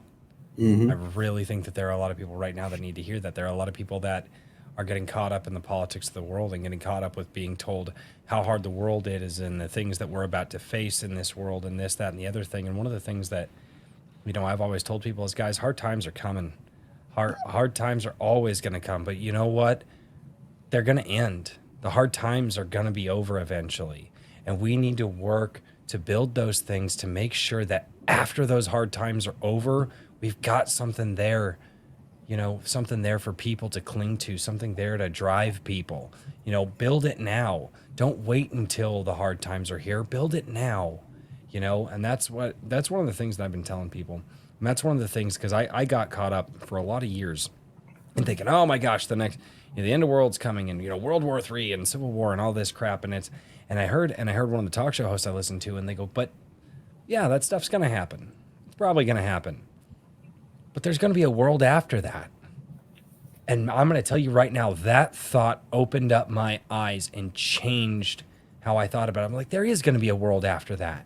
Mm-hmm. And you know what? Why not set things up now for that world? Why not? Why wait? Why wait to get it running then? Why not build it up now? And then, when all that crap is happening, people have something to get them through those hard times and go, but you know what? When all this is said and done and over, man, we're really going to enjoy this thing. And I freaking love it. And what you're saying rings so true to me, because one of the things as I'm writing this book, and I said I'm fighting against 2 things. First of all, I don't want to have a stroke. I'm trying not to do that. And the second thing is I'm trying to do it before I go blind. So when you're talking about a person, really from the perspective where you're seeing me right now, there's a reason this is my desk, because this is where I stay most of the time. I'm in bed. I can't get up and do all the things I love to do once upon a time. I know I'm going to go blind at some point, probably. And I'm going to lose my eyesight. I'm still the person I am. I'm still having this adventure. The reach I have right now is because of what happened to me, not because I had everything that I ever wanted and I was living the perfect life. It was because there was hardship and there was danger ahead and there's a brand new monster on the horizon and I better fight it. Who wants to have a boring adventure? Sometimes you do. Sometimes you really do want to have that part where you're at Rivendell, that 30 pages. Mm-hmm. Like, oh, we're getting where it's nice and peaceful and go to Tom Bombadil's house. That is freaking great. Tom Bombadil is his own story. But the adventure lies in the challenges. The adventure lies in the twists and the turns and the heartache. How could you possibly have a tapestry without all the colors? There's darkness. It defines who we are. When you put it against the light, you stand out in stark relief suddenly. Everything about you that's the best and the worst of you shows up when you're in the middle of the fight. And you have to become everything you were ever meant to be. You're on a journey. You've got to be that person. And I know it's really hard when you're in the middle of that darkness and that depression and you feel like this is the last time. I can't go on. other people are succeeding, they're having a great day, but my boyfriend just broke up with me, and life's pretty bad, and I've got a kid on the way, and I don't know if we're gonna make it. My child's in the hospital. Whatever it is that's happening with you right now, this is your adventure. Somebody's going to fight on, fight harder, fight back, keep fighting, never surrender. That is the message, actually, of Watcher of the Damned. One of the reasons I wrote it, I imagined somebody picking it up after I was gone and saying, this is how we start the revolution. This is how we fight back. There really is thing as freedom in a world that doesn't want me to have it. How can we get it? How can we organize? How can we create a world where people can be free in a world that doesn't want us to be free? And when you said that part where somebody's going to pick it up afterwards, we all are going to die. It's not a terrible thing. If you believe in life after, it's a beautiful thing. That I know that I'm this eternal being that's going to reach to the skies and spread throughout all eternity, because I know where I'm going and what's going to happen. But even for those who are not sure yet, your power and your energy and who you are makes a difference. You have that ability, even in the tiny place where you are right now, with just the things that are in front of you. You have the ability to change the world with your words and your thoughts.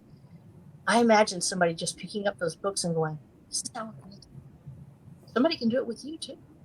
The things that you write, you don't know what they're going to pick up. The things that you made, the story that you told your child last night that they're going to tell to your grandchildren, and somebody's going to say it 100 years from now about what you spoke. You don't know what it is that you're going to do that's going to change the world. Never underestimate the power of you to be the one that changes history. Yeah, that's pretty much how I operate with my books. They're out there in the world, and they're going to live far longer than I do. Isn't that a thrill? Like, Daniel, it is a bunch, and so you're like, and you see it. It's like, this is somebody's going to find this. You ever pick up like one of he wrote Perry Mason, Earl Stanley Gardner. He wrote tons of books, and you just like, and it's over there in this bookshelf, and it's this little paperback, and it's all bent up and worn and everything. Do you see your own books there, Daniel? You're like, you just. Oh yeah. Like a couple of months back, I was talking about wanting to do a spinoff of my superhero novel that involved a group of children in precocious adventures. And Royce is like, have you ever read The Boxcar Children? And I'm like, no. I was a Hardy Boys kid, a Nancy Drew kid. And he's like, you got to check out The Boxcar Children. And that's exactly what it's about. Somebody out there is going to be like 50, 100 years from now, when I'm long gone, is going to be like, have you ever read Legacy of Heroes? Or have you heard of Aes Sedai? And, it's perfect for me. Have you ever seen this Tales of Halcyon series? And I'm like, that's the eye on the prize, far beyond my visual range. That's amazing. What about y'all? Have you ever had that feeling that that's what your books are going to be, or your writings, or your adventures? What have you got? What do you envision for it? I had that thought. I had that thought with my kids. Well, yeah. Every parent has a thought with their kids. But no, the thought that I had is, and man, and you see a lot of messed up things, a lot of messed up families. You meet a lot of people, and man, there are some parents that will, that when they die, their kids are, be good riddance to them. I know a lot of people like that, and because of just bad relationships and things like that. Mm-hmm. But I had this. But it's one of the reasons. It's one of the things that I really do think about, is that those small things, those little things that I can do when my kids look at their kids, and hopefully I live to see my grandchildren. But when my kids sit down with their kids and they say, oh, you know what? My dad told me this when I was little. That right there, that memory of me to maybe a little one who never gets to meet me. I had that thought. And that just lit up my world, and it makes me want to try even harder, you know? And, you know, because I there could be other stories I could pass on, and there could be other, but like my focus, because I was unfocused about it for a long time, and I about lost everything I had because I was stupid. But my focus really is being, you know, and doing my best to learn and be the best husband and father that I can. That doesn't mean that I am, but I know who that guy is, and I chase that guy every day. Yep. And I know, you know, I used to have that idea with the music that I would write, and I haven't picked up. Ask that. I did have that idea with my music that I wrote, but it pales in comparison to the thought that I have now with my kids, and it's I don't know. It just, you know, I think about could I write, you know, okay, let's say I sit down and I write a story. Would that matter to me as much as my son, as millions of people around the world reading a book or listening to my song? Does that matter as much to me as my son sitting down with his son and telling him something that I told him? And that was the thing that hit me. That was why I'm like, okay, listen to my kids, understand what they're saying, craft the response, be honest with them, tell them. And that's where I get it. That's the feeling that I have. And when my kids get older, and, you know, my wife and I, we have the house, who knows? Maybe it changes. Maybe I do. Maybe I write that book or pick up the guitar again and write music again. Or maybe that's a few months down the road. I don't know yet, but I can tell you right now that that's what gives me that feeling. Can I add on to that a little bit? Because I have absolutely not. I refuse. Yeah. I have those same thoughts. You know, my daughter's 20 now. She's an adult in most respects. She's almost a fully fledged adult, because in about 2 months she'll be of legal drinking age. And I think about that too, but I also think about, in the context of the books that I write, is that this legacy is not just me, and it's not just for some random person in the far-flung future. It's for her. Yeah. You know, she'll benefit from everything that I've created from this point until my last breath. And she'll be part of that adventure in some way. I mean, she did the artwork for Tales of Halcyon in all 3 books. Cool. She created the logo that I use, and it's even the updated format. The dragon remains the same. It's just cooler looking. And to me, I think about that and I'm like, okay, her kids will have my books and most likely my royalties. Good job. Her kids may have my royalties, but will have my books. So, and she'll have the stories of,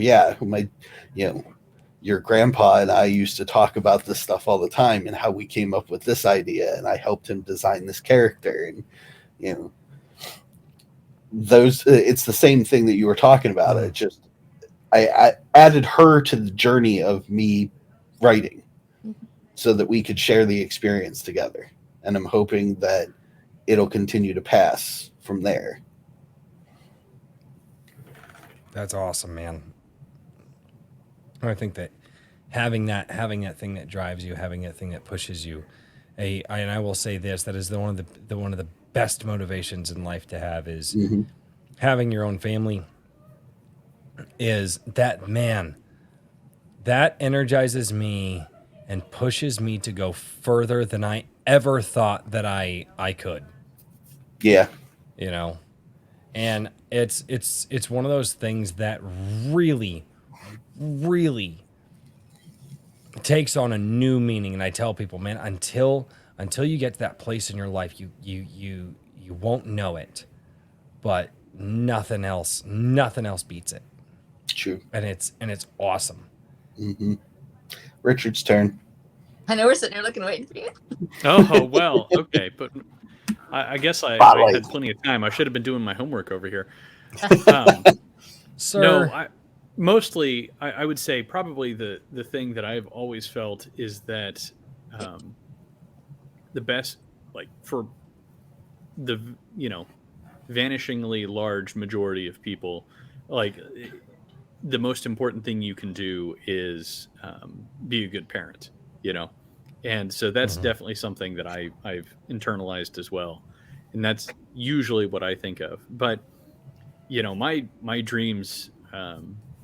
In the past couple of years, I've been trying to think more about, legacy and long term plans and goals and things like that. And my journey to where I am now is, not to dive way into it, but I mean, I was like very into politics for a little while because I thought politics would be a way to, affect the future, and I decided that politics was not very effective. At that. Needless to say, in addition to some other, everybody gets to that point. It's like a treadmill. Yeah, it's basically a treadmill. It is. Hamster wheel, more appropriate. Yeah, a hamster wheel. And and then I kind of got interested in things like cryptocurrency and whatnot because I was thinking, there needs to be a way to like alter the system or at least circumvent the existing system if you want to have any ability to change it.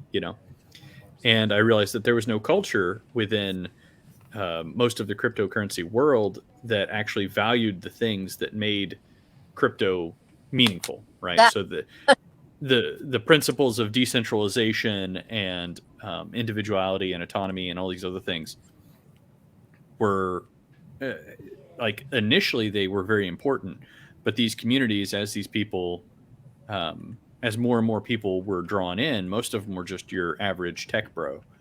And nothing against your average tech bro, but they're nominally tech leftist. Bros. They don't have many thoughts. Yeah, I know, right? They don't have many thoughts about culture or anything like that. They're interested in the tech. And that's fine, but it severely eroded whatever culture was there. And so that's why I kind of got into the Iron Age media thing, and just in the past year. And now I'm like, I'm optimistic that there's enough energy in this space that I think that there's a real chance of like I don't really think anything I write or say or do is going to resonate with somebody in the future in some deep way. But I'm just hoping that I can, build that infrastructure to let other people do that. And if I can do that, then great. You know what I mean? That's what I want. That's what I envision my legacy being, if I can. Let's do that for just a minute, because one of the things we forget, a lot of us are creators on here, but we also have a lot of people that are who love the culture. They are not creators; they are purveyors of the culture. They are the keepers of the culture. The people who compile and bring it together. And a lot of times, and we forget that we have in our society right now, we have an increasing number of people that are not only not creators necessarily, but also don't have children or who are not able to have children anymore. There's a lot behind that right now. And in fact, one of the biggest moments in the book is when you realize this world is without children. It's without any. Yeah, I know. That was pretty surprising whenever I grasped that. One of the reasons why is because it's a part of my journey and part of my family is infertility and the inability to have children. And we have several women in my family that have taken that journey. But we also have a lot of young people, young men and women now who don't seem to have that hope that they are ever going to be a parent, that they're going to even meet somebody. Yeah. They're so lonely in their islands alone by themselves. And they feel like if they don't have these things that they won't be able to succeed. And we have to go back to a period in time where we realize that there were people like that. Actually, you talk about wars, being in the middle of something. The Civil War left a generation of people who did not have that hope because we forget that so many men died, that we had a generation of women who were, that was where the words, the old maiden aunt came from. We don't realize that that woman was the woman who actually held the whole family together because she was the one with room in her house. She was the one who had the culture.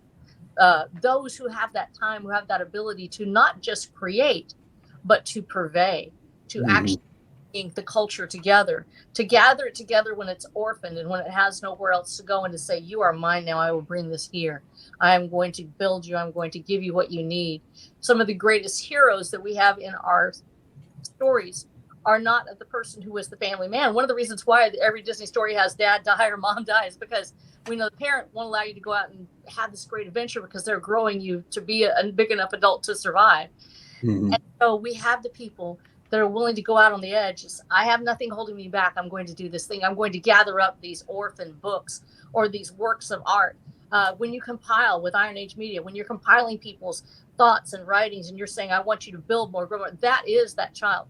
And when we have these ones out here who are listening right now, who are like, I'm alone. I'm just in this room with four walls and me. And I'm watching because I love the culture. I love reading. I love looking at the comics, finding heroes, finding a reason to be here. You're your own hero in your own story. And what you are gathering and what you are reading is part of that journey. You are the builders of a society. Society cannot have just creators. And part of absolutely.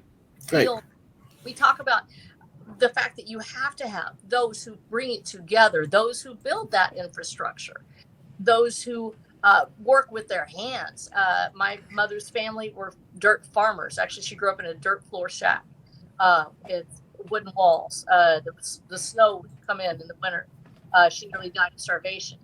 That was the 1930s. She loved the earth and she loved putting her hands in the dirt because you could grow food.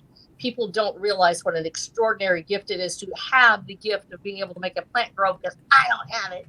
Everything I touch, I just like to die. It's like I'm not. My daughter's the one that got it passed on to her. What you are doing right now, if you don't have that out there, you say, I don't have somebody else in my life. I don't have that family. I don't have that other person. You have you. And who you are and what you are doing right now in this moment, on this stream, in this chat, when you are interacting with each other and you're interacting with this media and this world and this culture that is unfolding right now. And we see this great chaos that's around us and we fear it because we don't know what's happening. This is the beginning of change. It's the that you have waited for. It's what people are going to be writing the books about in the future, where they go, gee, can you imagine living in that time and how scary it must have been when whatever that next big thing is that's about to happen is going to happen. That's the point where you go and they rose up and they overcome and the hero rises and the hero is almost indefinitely alone. Mm-hmm. The hero is always alone because they are free to go out there because they don't have that. Now we talk about in our cases, the world of our own, that the hero shielding the family. And we don't write that story very often. We don't talk about the one that actually saved the family from that doom, where he brought the food home and put it on the table and everybody ate, like Chinese food that night. Good job, because they would have starved without you. Thank you. Being a single mother at one point, having to put the food on the table, and it's just the drudgery of every day going in and going out and making that happen. That's a story. That's a life. It's what's happening. Now, where you are right now is what's happening to you right now. That is part of this culture, this world. That is the Iron Age. We are all going through this together. And everybody, whether it's a reader, a creator, or a compiler like Iron Age Media, whether we have those who are creating the art and making it happen, or we have the music for it. And let me say this much, Royce. I never thought that I would have any of my stuff get out there, but you'll see if you go up to my YouTube channel, you go all the way down at the bottom. There's 2 songs on there with Wayne Hancock, and I'm on it. One of them has like 14,000 views. It's been all over the world. I had no clue that it went that far. You never know what that music is going to do or how far it's going to go. I wrote garbage on my channels because I love writing music. So I wrote a whole bunch of I wrote a soundtrack for Watch of the Dam because I heard the music in my head. You don't know what's going to come after you. What you are doing right now is important. It doesn't matter what we're doing. You're doing something important. You have to believe that. And if you feel like you're being forced into a situation where you can't be fully yourself, then find a way to set yourself free. One of the things you were talking about with the politics, and I agree because I'm a very political person in many ways and very keenly interested in it. But there is a system out there that actually creates joy and the excitement of wanting to do something and then crushes it, because if you do not do exactly as you're told and you do not walk in lockstep, you will not be allowed to move any further. And this comes up from time to time in our world. There are times of great chaos and those systems fall apart. But power always seeks its own. Power always rises again. It always seems to take the same shape and the same form. No matter which way we look at it, tyranny is still tyranny. And there's this spirit of tyranny that seems to stalk the earth, and chaos will knock it down, and people will have a great time of trying to find out where they are and what, get their feet on the ground. And then there's a period of freedom where people are able to really be what they want to be. And there will be terrible things that happen. Yes, there will always be atrocities. There will always be somebody that does the wrong thing, but there's still freedom. And there are people able to do what they have in this big flowering. And out of that, power always rises up in the background, demanding that it has its place again. And it continues to rise and it continues to crush. And we're at an apex point in time where we have power beyond what we have ever imagined, with the technology to make it happen, on the cusp of creating a world they want. And then there's us. We are in this adventure right now. What are you going to do about it?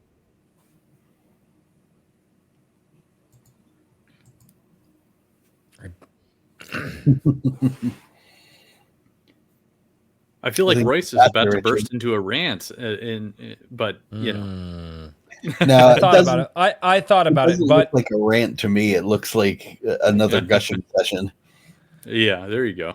No, it's a lot of the things that I've thought about in the last few years. And there's really not a whole lot to add to that. There's nothing I could add to it. And if I tried to at this point, I would be reductive. Yeah. And I don't want to reduce that point. But the one thing that what she said is, what are you going to do? Where do you go? And the idea, that's something that all of us have to ask individually of ourselves. Mm-hmm. We're going, we are the heroes of our own journey. We have to answer those questions for ourselves. What are we doing? What's important for us to do? I think I found what's important for me. And I've said this before, my job is to gather community, right? And my job is to make sure that I, give voice to potentially the guy who's going to make the changes in the world. Be the stepping stone for whoever that major player is. God, I hope he's not a bad guy. But I know that in my heart of hearts, I got to gather community, and I have to help pave the way. I have to be a stepping stone in the garden for the guy who is going to go and, and till the earth and grow the new things in the world. Yep. That's at least as much as I know. I don't know. Maybe I could be wrong. I don't know. A lot of people get life wrong from time to time, but I feel that in my heart of hearts, and I know that that's where I'm going. And honestly, that's part of the reason that I met you guys and I hung out with you guys and decided, you know what? This is the thing. This is what we need to do. Yes. That's why I accepted. Yeah, it's been a really, it's been kind of a wild time. It's one of these things where, you make the most progress sometimes whenever you're operating like on the edge of chaos. You don't know what you're doing exactly. And I definitely feel like the past, basically everything I've done with Iron Age Media has been that. I've had some faltering steps here and there with my own, with the site and so on and so forth. But, like this podcast, I've never really done podcasts or anything like that before this. And so it's been a major step out into the unknown, and it's, I think it's really paid off. So I think, my favorite place to be is stressed to the nines. My wife, I don't know if that's my favorite, but well, dude, I'm just wired that way. And I always tell people when that force is pushing against me and my back is against the wall, it's when I do my best work. Because I always push back harder and I always win every single time. It sucks to be that guy sometimes, but that's what I do. And that's what I'm good at. And I love it. And I love that. And I'm sitting there watching a show the other night with my wife, and I'm relaxed and peaceful. And my wife is losing it. She's like, "What's wrong?" I'm like, what? She goes, "You're just sitting." I'm just, baby, we're just watching a show. We found a good show to watch together because we hadn't had a show in a long time. And she's like, every about 50, baby, are you okay? I'm like, yeah, I'm fine. Like, because she's not used to seeing that, where I'm just chill. I'm just in the moment, just watching a show. I'm not stressed. My back's not against the wall. I'm not pushing back. I'm not trying to break through something that's in front of me, because that's just how I am. And it freaked her out a little bit. She's like, I'm just, this whole relaxing thing, don't do that. That's weird. But everybody has their own mojo, and I love it. And I'm very, very glad that Richard decided to dance in the chaos with me for a little bit. It's fun. Yes, it is. He loves you too, Daniel. It's okay. I know. Didn't say I didn't. Oh, this is Bryce and I have an unspoken bond. Oh, sounds weird. hey, there's a difference. I was gonna say, I didn't know we were gonna tell everybody about that, but Hey, we made it past an hour and a half tonight. Yeah, oh, we're at the hour and 45 mark. I think it might be safe for me to go into a really horrible rendition of Guy Love from Scrubs. There you go. The rails are coming off. No, I think let me go stretch my legs for just a minute, guys. I will be right back. And if there is anything, we're getting to that mark where we're gonna have to start reading super chats, and we're gonna have to, and I'm gonna have to start taking the black eyes from chat. So, give me a minute to prepare myself. Fine. Hold the punches, folks. Oh no, no, and like I said, you got people down in the chat that are absolutely loving They're this. Wonderful Kiko. People. They're my chat are wonderful people. They're just here's how I tell people. My chat is aggressively supportive. Aggressively support. My chat is like, we're gonna help you, okay? And you're gonna get that. That's my chat, right? And you're just, I don't know if I want your help. And you're like, no, you're gonna take my help. Okay, chat. And it's awesome. I love my chat for that reason. Please stop kicking me, but we're helping you. We're helping you. If you would get off the ground, we'd stop kicking you. There's a lot of weird motivations in my chat. All right, guys, give me just a minute. I will be right back. Take your time. Quick, Royce is not. What's the secret you want to tell about him and have the chat ask him? I don't. Royce isn't very good at secrets. I don't think. So. Yeah, no. If anybody wears their heart on their sleeve, it's Royce. Okay, does he have any trigger words? Like if we use it in the chat, what's that? You can call him. He does now. I have to call him here. He does enjoy being called Booty Daddy. Is his preferred moniker. So, if you want to. What did I saw Herman had that on his thing? I'm like, yeah, if you just. And I made a promise to myself that at some point during the stream I have to call him haircut to his face. Okay. There you go. We have to organize our thoughts here to make sure that we have. Yeah. Speaking of organizing, real quick, I was going to tell chat, if you want to ask a question, put question in front of your comment so that it Royce is 20% more likely to notice it. 20% is generous. Yeah, well, I'm feeling good tonight. Yeah. I would actually be going crazy trying to read it because I have to have it big enough I can see it, so I can't see it. I don't even bother trying. I blow up this particular screen with everybody's, panels on it, and I don't even bother trying to read chat. I would be too distracted. Yeah, I have you on a tiny phone actually because I'm looking at my phone because I have it up there, so I'll actually look like a human. Here, I look like a talking potato. I've said this before. Where I put it up here and then put it down here. I'm like, oh my gosh, this is horrible looking. This is like the worst thing ever. No, you're far from the worst. You're far from the worst. Yeah. From Seinfeld, where you put it in the right light, everything's okay. I was like, geez. And so I just all this is a whole new world for me. I've never done anything like this, and it's definitely different. So it's like. Yeah, I've never done a live stream before now. I did recorded interviews and I recorded people that I interviewed. and then posted them, but I've never done live stream before Iron Age Nights. So it was all very new to me. Okay. What have you never done?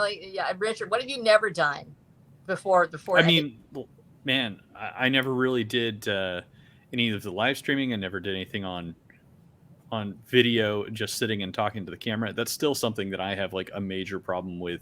It's hard. I like sit there and I notice how slowly I speak sometimes.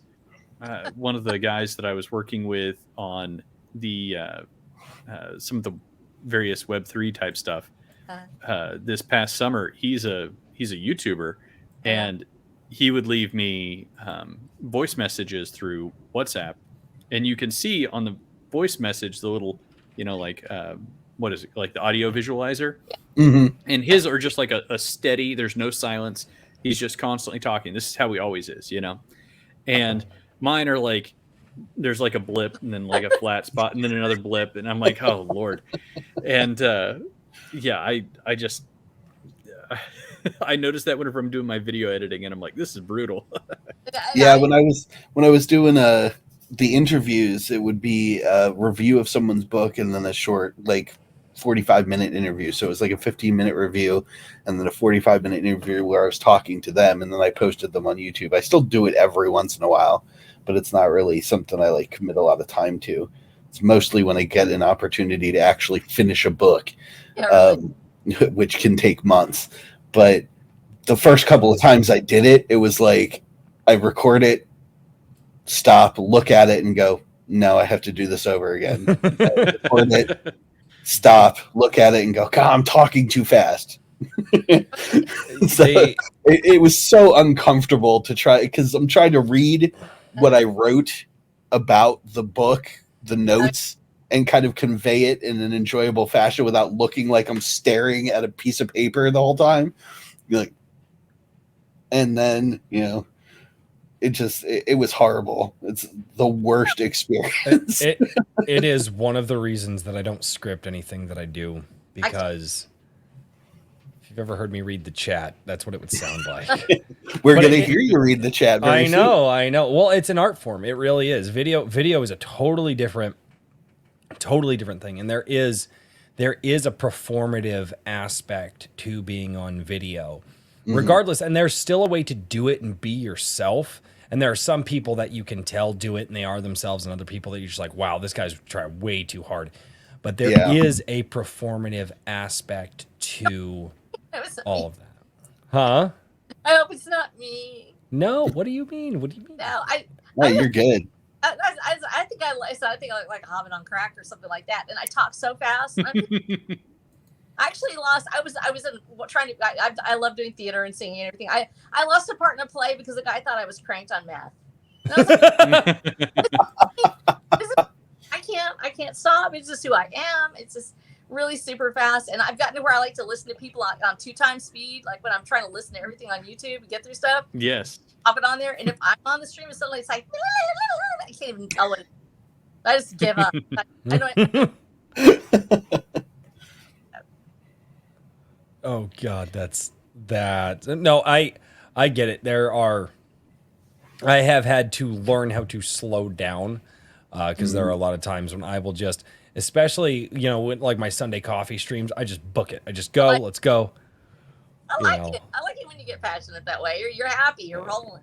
Yeah, and it's fun. Like I said, there, being, especially, like doing, structuring, doing like book reviews and things like that. Like those are different, and the editing process too, because that's you kind of factor that in, like. After you've done so many videos, you kind of factor in some of the editing processes and the styles that you choose. And like, I have like my presets, right? Like there are, well, especially not so much here with what I'm doing now, but eventually, if this grows to a point where this turns into the full-time gig, there's something that I would love to do. I would love to do like one full-blown, fully edited, well done like video every single week. On top of just the normal daily stuff that I do, because I miss editing. I like it. But there's a way that once you've done so many freaking videos, you're just like, okay, I know the style that works best, because there's this whole post process that I do. And like sometimes I'll be going on a rant and I have a bunch of like saved music in the back that I just kind of like, I use a lot of the same stuff because having too many different songs. But like I'll hear the song in my head like as I'm ranting and I'm like, oh, okay. And so I go and I pick that and I put it in the undertone. And the reason that I even use music in my videos is because I am not in a soundproof house. I have dogs, I've got kids, there's always noise. There's usually something crashing. Just exploding up. Sometimes in my videos, I just hear things just happen upstairs and I'm just like, you know what? That's what the music is. Like I'm mid-rant. I'll deal with that later. You're a better man than I am. I got 2 interview and review videos in, and I was like, this is way too hard. I hired Walter Wiggins from Twitter to edit my videos for me. I'm like, do it. I can't figure it out, and it's so frustrating. Just do it for me, please. It takes a lot of. Well, it is like writing. It is like writing. It is learning and doing that craft and figuring it out. Like he's got years of experience, so he was like, I can do it. And then he, like, a half an hour later, he's like, here it is. And how did you do that? I know. Like, those are those tech nerds that they're the ones. Their creations are gorgeous when we want them and we need them so bad. We're like, do it, please. Yeah. Yep. There's a reason he calls it Walter Magic, and I agree. Yes, no, absolutely. Well, I want to take a quick moment here for the fantastic RH Snow to tell us where can we find you and what links can we share of yours. I've been dropping your links down in the chat all night, but just let us know how to find you and what we can expect from you in the future before we get to the super chats and all of the shenanigans. Mm-hmm. Well, first of all, I want to say I love you. I know a lot of you actually did read the books, and I want to tell you thank you. And I said this in a video I just did a couple of days ago, that knowing how many people have actually read the entire series already was stunning, because that's an investment of time and money. When you invest that much time reading 6 books that are full-length novels, in fact, they're long novels, that is extraordinary. So I love my readers. Thank you so much. And you can find me, if you want to put it in threads, flow.page/RH Snow. That will take you to my links page where I have all of my links there. Watcherthedams.com, which is my author page. If everything goes dark on Amazon or anything else like that, you're going to still be able to buy the books. I will give them away as PDFs if I have to, but they are going to be out there, and it will be on watcherthedam.com, or there will be something directing you to my next page. You can find my books on Amazon.com, of course, and it's also in several overseas Amazons as well. And you can find it on Barnes & Noble. You can also find it at Book People in Austin, which I just set up with them. It's one of the oldest. Love my people in Austin. They're fantastic. And they just worked with me now. And so I'm going to be sending them some books, and we're going to start out with Book People. So that's my first really on-the-ground big experience, and I'm very thrilled about it. So yay for Book People, one of the most fantastic largest independent bookstore in Texas. And very awesome. proud. So real happy with that. We are going to be making the Audible. What you were saying about trying to record is absolutely insane. I told I'm here at a farm, and I was going to record. I have my little Blue Yeti and whatever. Holy cow, it's so hard to get it done when you're doing Audible. And Herman, more power to you, buddy, because you just have this incredible Audible out. And I was like, I'm going to do it like Herman. I'm gonna get myself. I can afford the people that Herman has. I have to do it myself. So I do have the mini series, actually, that it is a podcast. It's the mini series. Right now we have 9 episodes, and because structure changed with one of my people that was working on it, it'll probably stay as a 9 episode. It ends right there at the cliffhanger. But we are making the Audible books. We will do it. I will be reading them, and I am building my studio. So it may be about 3 to 4 months at least before we get out something, but I'm going to be trying to get out that first Audible book for it. So you do have the podcast to listen to if you want to have a teaser of what's going to be happening on Audible, but that's going to be there. And then I have the tabletop role-playing game, which is System and Star, which you can buy at Big Geek Emporium. Big Geek Emporium. We were just checking them out the other day, actually, on the channel. Yeah. Really proud of them. They have done a fantastic job. I'm very happy with them. I do have it on DriveThruRPG, but I love the attention that Big Geek has given me. I'm really thrilled with that. They have been very good to me. And in fact, you're carrying the series, so the book can also be bought there as well. We have 2 more series in this loop, and when I started first writing, so we'll either be 1 or 2 series. We'll see where the story goes. I do believe in flow of writing, but I do have a definite arc. So there'll be at least 6 books coming, and there may be as much as 12. Because I read Howard, so nobody can cry at me. If you read everything that on Conan, then you do not need to be looking at me with them crazy sad eyes. Yes, it's a huge 3 arc series, and it's all tied together, and it does have a definitive end, but it will be there. And if you want to check it out, please go look at it. I will get this. We've already got the first series done. It's a standalone series. It can be read as it is. And then the second series will work much the same way. And I plan on showing George R.R. Martin that it can be done. Thank you. God, I love this woman. Yeah. And I'm telling you right now, if something happens to me, I have already chosen the person that will write the books. It's my son. That person that, the one that's the writer, he's fantastic. And he will have the entire, he does not know the arc yet. He has not found out because I keep it a secret. He's one of my first beta readers, and I'm bringing on Stephen Black as one of my editors from Twitter, a great guy. I'm going to be having him come in to edit for me. And cool. To have these series, the series will be finished. The books will be done, and there is a definitive timetable. The entire series should be done by Christmas 2025, and that means 18 books. If I do it well. I'm already on book 9, actually, not counting. And if you would like it, we do have our world guides. Yay! See that? And then awesome. Meta written into you did that, and I tell you then, yay! Look at me. So you got Purgatory Papers and System and Star, and the Purgatory Papers can be used simultaneously as an NPC book or as a world guide. And if you pick that up, it will explain the world to you. So if you come in mid series, or you're just like, oh, I picked up book 3 and I feel a little lost, you can get that world guide. And there are also spoilers and Easter eggs in the world guide that if you read the entire series, you will go back and you will have that Sixth Sense moment where you see all the red. It'll be fun. Very cool. That's awesome. Oh, that's fantastic. I love it. I love the energy. I'm down. Yes. RH Snow, you will be my new co-host from now on. I'm going to have to check out the tabletop system, because on Sunday nights I've started streaming a little bit, and I sort of want to play some, do some more relaxing things where I'm just sort of enjoying content and talking to people. And that sounds like, you said it was a 3D6 system? Yes, 3D6. You can just do it with your 6-sided dice. I've got all my fun dice that I have. They're sparkly. They're purple. They're so cute. Yeah. Not knowing what's happening next with anything that I guess that we can't use 20-sided anymore. Or are they saying that? I don't know. But so the 6. Oh no, you can. It's just don't tell anybody. It's like shoot, shovel. Yeah, they're very litigious, but I don't know. We'll see how it goes. But I actually like the 3D6 systems because you have a little bit less total chaos. Yeah, in some cases. There's a lot of advantages to it, and Jonathan was the one that actually sold me on it. And I was like, okay, let's go with it. And he explained how we were going to set it up. And so I just wanted to write the module and go, hey, we're going to do this fun thing, and then we're going to do that fun thing. And he was like, no, here's how you make it into an actual game. And those are the architects. Those are the people, your tech guys, your nerds, and the ones that actually write the series. There's a certain finesse to doing a tabletop series that goes beyond what most people can possibly comprehend. It's a world, and it's amazing.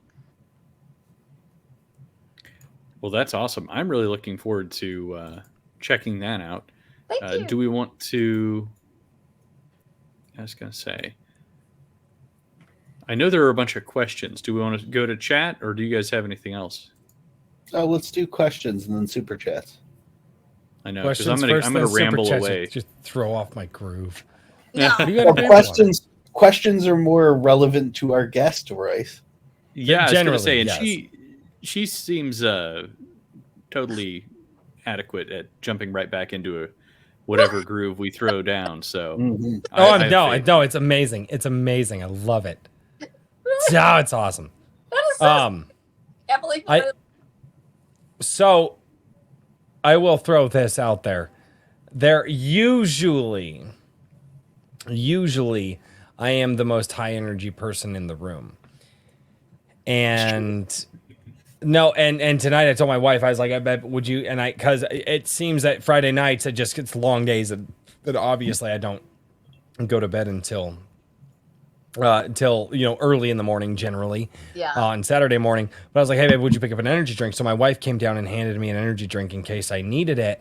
And as we're going and as the conversation's moving along, the energy that you had is rubbing off on me, and I'm like, I don't need it, and it's awesome.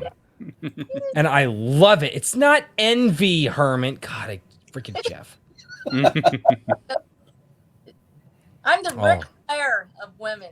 So think of it that way. Just woo! Just you get your woo on right, you can do it. Yeah. I love it. Trippy Soul has a question. He says, "How the fuck do you know R.H. Snow?" I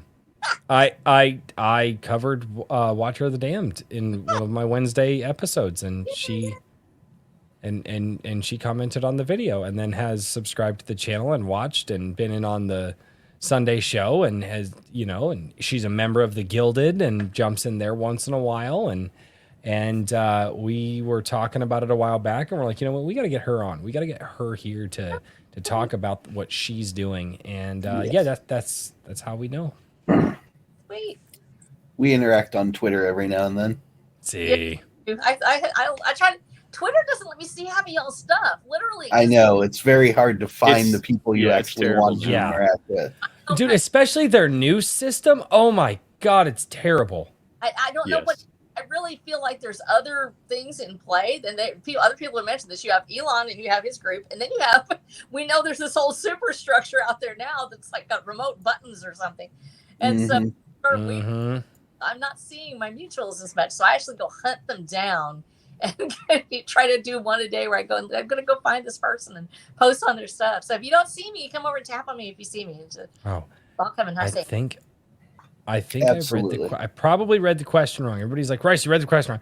So it was, wait, how the fuck do you know what you know, R.H. Snow? No, because I lived long enough. The other way, the reason was because my parents didn't ever tell me that I couldn't ask questions. They were very much free thinkers. There is a culture of freedom in our family. Obviously, there's a part of that in Texas, as you well know. Texas, oh hell, I'm sorry to say, and we're a nation, by golly, we could be again too. Fingers crossed. That's right. So we have that freedom, and part of that was intellectual freedom. They wanted us to read everything we could, to understand everything, to question it. I'm a very strong Christian. I'm a very firm believer in Jesus Christ. I also have read all of the world religions that I can find. I read everything that I can find regarding mythologies and great religions of this present age. And I try to look at Nietzsche and other people, and I tried to read as much as I possibly could. Reading was the key for me. And for a lot of people, reading is a very difficult thing. So I'm going to tell you the secret now so you can teach your children in case you ever have to. A letter is a picture of a sound. If you learn your letters and if you learn your sounds, you can learn to read. And if you learn to read, you can learn anything. A letter is simply a pictograph, and it tells you how to make the sound. You can sound out those words. Now you can have the thoughts of the great Plato in your mind because you learned how to read his words. So reading is what set me free, and it let me be who I was. And beyond that, and being saved by Jesus Christ, because knowing that you're loved makes a big difference too. Being allowed to be yourself. When I finally learned that I was created as I'm supposed to be, that I'm not a mistake in nature, that actually I'm supposed to be who I am, and I'm supposed to be this wild and crazy. And it gets a little tiring. I've heard that somewhat from some people that know me very intimately, that just the constant chatter can be a little bit much. The constant energy, staying up all night and then going to sleep. But when you know that you're loved and you're meant to be that way, that there's a reason that you are who you are in your neurodivergence or in your creation of how you're supposed to be, and you learn to get excited about the world, and you fill your mind with things that you want to know. And that's how I learned those things. And I'm grateful to God every day that I was blessed with the people in my life who wanted me to ask questions, never to stop asking questions. Yeah. That's how I raised my daughter. There's nothing like the wisdom of experience and the joy of learning. No, and I don't disagree. I don't disagree at all. John A. Douglas says, open to crossover with other people's works. Yeah, absolutely. I love it. I've actually got a Vela out there, and it's actually, I use it. It was my background. I started writing the background, and I was like, put Watcher's backstory of this wonderful world of tech that he was living in happening. And I have, I think, 10 episodes in a closed arc sort of, but it's out there. And one of the things I thought of is I thought how easy it would be to do crossovers, because if you're looking at multiple areas and timelines, whether it's in the world where of the Watcher of the Damned is in the story itself, or in the prior world, there's a lot of room to grow there. And so, because it much mirrors our own. I've said before that Watcher of the Damned actually is, what if the Georgia Guidestones became real, is kind of the basis for Watcher of the Damned. And so, yeah, I think it'd be really fun to do a crossover, to have something where we could mix, because I love crossovers. If you ever did Jack Kirby, if you're a Jack Kirby fan, in fact, that's the only reason any of my art looks like anything at all, is because every time I want to show people fighting or doing things, I try to find something Jack Kirby drew with those big old foreshort fists and cool stuff, and I go to it. And Jack Kirby loved art crossovers. He was the master of it. So I would feel honored to do a crossover with somebody. If they really wanted to do one with me, that'd be great. Oh, I think you got a few fans tonight that are absolutely gonna wanna do that. Yeah. I had the same tact with Legacy of Heroes. It was like, I'm gonna go back to the well where the golden age of superheroes, and then apply it to the modern world. That uplifting allegorical myth concept, and it works for me. It was a joy to write, and I'm looking forward to writing the next few. Well, that sounds fantastic. Yeah, huge fan of Jack Kirby and Stan Lee. I mean, yeah. Little anecdote about the book: the journalist that is in the first book, his name is Stanley Lieberman, and it's literally meant to be an homage to Stan Lee. Oh, that's amazing. I love Stan Lee. He was great. And he understood where stories needed to go. He understood the concept of every story, and in his version of it was every story needs to be written as if it's somebody's first time coming into it, and he did it well. The way I interpreted after all the reading I did about him was that his start was he wanted to showcase humans doing great things in their capacity. Like a lot of his early work was just regular people doing ordinary things to the best of their ability. And then he got into superheroes, and then it became extraordinary humans doing things with the best of their abilities, and it was just perfect. But that's the beauty of Peter Parker, and that's what we're losing right now in this current era. He's an ordinary human. One of the best things about Peter is the fact that he's just this everyman. He literally is an awkward guy from high school. No matter how great he gets at Spider-Man, it seems like he's always having, as opposed to Superman, who's like the golden boy, and then probably passing the footballs and everything. Peter's literally struggling. He's back there, back in the days. My husband actually was a photographer. You don't know how lonely it was to go back and do the dark room. That was the guy with the yearbook, and everybody like. You guys have ever been in a dark room? Like that gets. Dog, it's so crazy. And so Peter's that guy, and that is the part that we want to be able to connect with him now. And everybody has an arc. You grow through those things. You still are the everyman, but now you're the everyman as doing the best you can, as Stan Lee said. Stan Lee's a lot like Heinlein in his respects. That you do the best you can with what you have, and Peter really does represent that. I think that I would say the closest thing to a Heinleinian character in comics would be that, or certainly one of the originals would be Peter Parker. Yep. I agree. All right. Yeah, I agree. Love that. We have Skunk's Workshop for $5. those of you who don't know about Buck Ease, go watch her video about it. It'll warm you right up. Thank you. Buc-ee's is great. Yes, it is.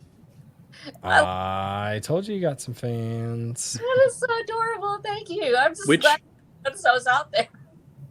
Which Buc-ee's are you closest to? I'm curious about. One in Temple, actually. There's one in Madisonville. Okay. Sort of like equidistant. So we actually have to travel to go to Buc-ee's. So it's like going to Mecca or something. You have to like Yeah.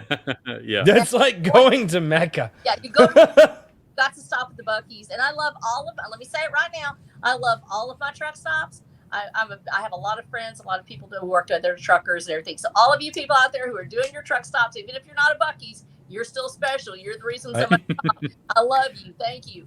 But one of my we have to go. One of my favorite truck stops. Less special though if you're not at Buc-ee's. It's just like just like 3 to 5% less. One of the best truck stops on the planet is in Colorado. It's called Johnson's Corner. I've heard and it is. Oh my gosh. No, they became famous for their cinnamon rolls. I mean, their homemade fresh cinnamon rolls are like that big. I mean, it's a cinnamon roll, you know. That's awesome. And like, oh no, and they just, I always loved going there, and it just, yeah. So these are fat, and it's because it's not all of us, but you get on the truck, and if you're doing transfers and stuff, you stop, and you always know where all of the good stops are.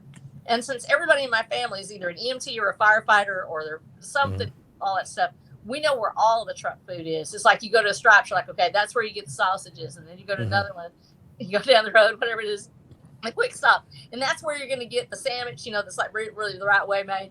So it's just, everything has its own little special thing. But yeah, Buc-ee's is a whole different experience. And it's sort of taken on a life of its own. Ever since Babylon Bee ran this series they had on Texas versus California, and they went to a Buc-ee's, and I was like, well, heck, I got a Buc-ee's down there. I just covered it when I came back from BaseCon. I went to Robert Cressey's BaseCon, and I was there as a panelist, and I drove the whole way, by the way, because I can't get on a plane or I might die. And so I was like, I got to drive the whole way. And I drove back, and the first thing when we came back to Texas is we went to the Buc-ee's. And it was fantastic. And so that's what I say. I'm back in the state of Texas. The first thing we do is walk in. And it's like walking into the state fair at a gas station, literally. Mm-hmm. The only place that I ever look for whenever I go anywhere is I look for a breakfast, because I love, like, breakfast is my favorite. Like, it's my favorite, like, to go out to a meal. I don't like going out to dinner. Like, it's always, like, dinner, it's always disappointing restaurants for breakfast. But the one thing I always look for a good biscuits and gravy. Oh, dog. Oh, I love biscuits and gravy. And there's too many places that don't do it right. But when I find that place that does a good biscuits and gravy, that knows how to do, oh man. Oh, it's just like, nope. And I'm going here every week for the rest of my life. Right now, here then, quick. Your best breakfast food right now and where you get it. Share it with your audience now. They need to. You said biscuits and gravy. Where are you getting it, Royce? Here right now in Iowa, I don't know a place that does a good one. That's a shame. It sucks. Back in Colorado, there is a place in Greeley. It's a God. I can't even remember the name of it now, but it's called like there's a couple of places, but there's a place in Greeley. The Egg and I is what it's called. Man, they got a good biscuits and gravy in there.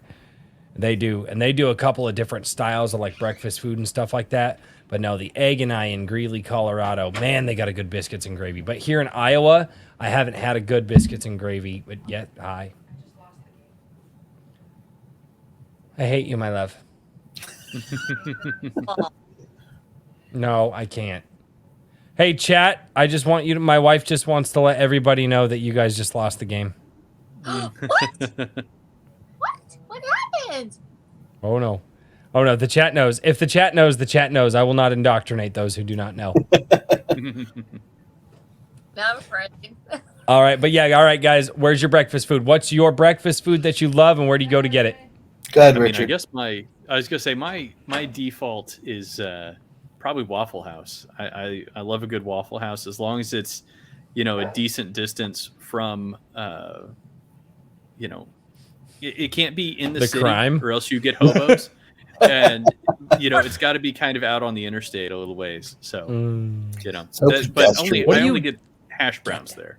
Ooh, yeah, I don't do Dude, the Waffle waffles. House hash browns. Yeah, that's the way to go. But I mean, that's my staple. So pedestrian. Yeah, there was a place in where I went to college, and I'm blanking on the name of it, but they would have these like breakfast burritos, but they would put the hash browns in it, and along with all the other, dude, sausage and eggs and everything else, and it would just be like dripping grease, and you'd go there at like 2 or 3 in the morning and eat that, and it would be a terrible decision, but Iowa has no breakfast burritos. I don't know what's wrong with this state. I need a breakfast burrito with Hatch green chili in it. Like at least. Yeah, breakfast tacos are awesome, of course, but breakfast, they're not bad, but man, you got it. Breakfast burritos, dude. Colorado has some of the best breakfast burritos on the planet. I swear. But you can't go. But you can't go to the mainstream restaurants. That's where everybody gets wrong. You can't go to the mainstream restaurants. Like if you live in Colorado, you know where to go to get the good. And every time you walk in, there's some dude behind the counter. He don't understand English, and that's where you get the good breakfast burritos, man. Oh, I'm telling you. Funny. I was gonna say I don't know. I mean, Buc-ee's is like a great place for breakfast. So that's like they have a bunch of. My memories of it are very fond. So, yep. There is a mom and pop diner literally a block away from my home. It's called the West Main Diner. It's run by a former biker and his family. He's retired now. Yeah, and similar to Rice, I love me some sausage gravy, but I have to say this.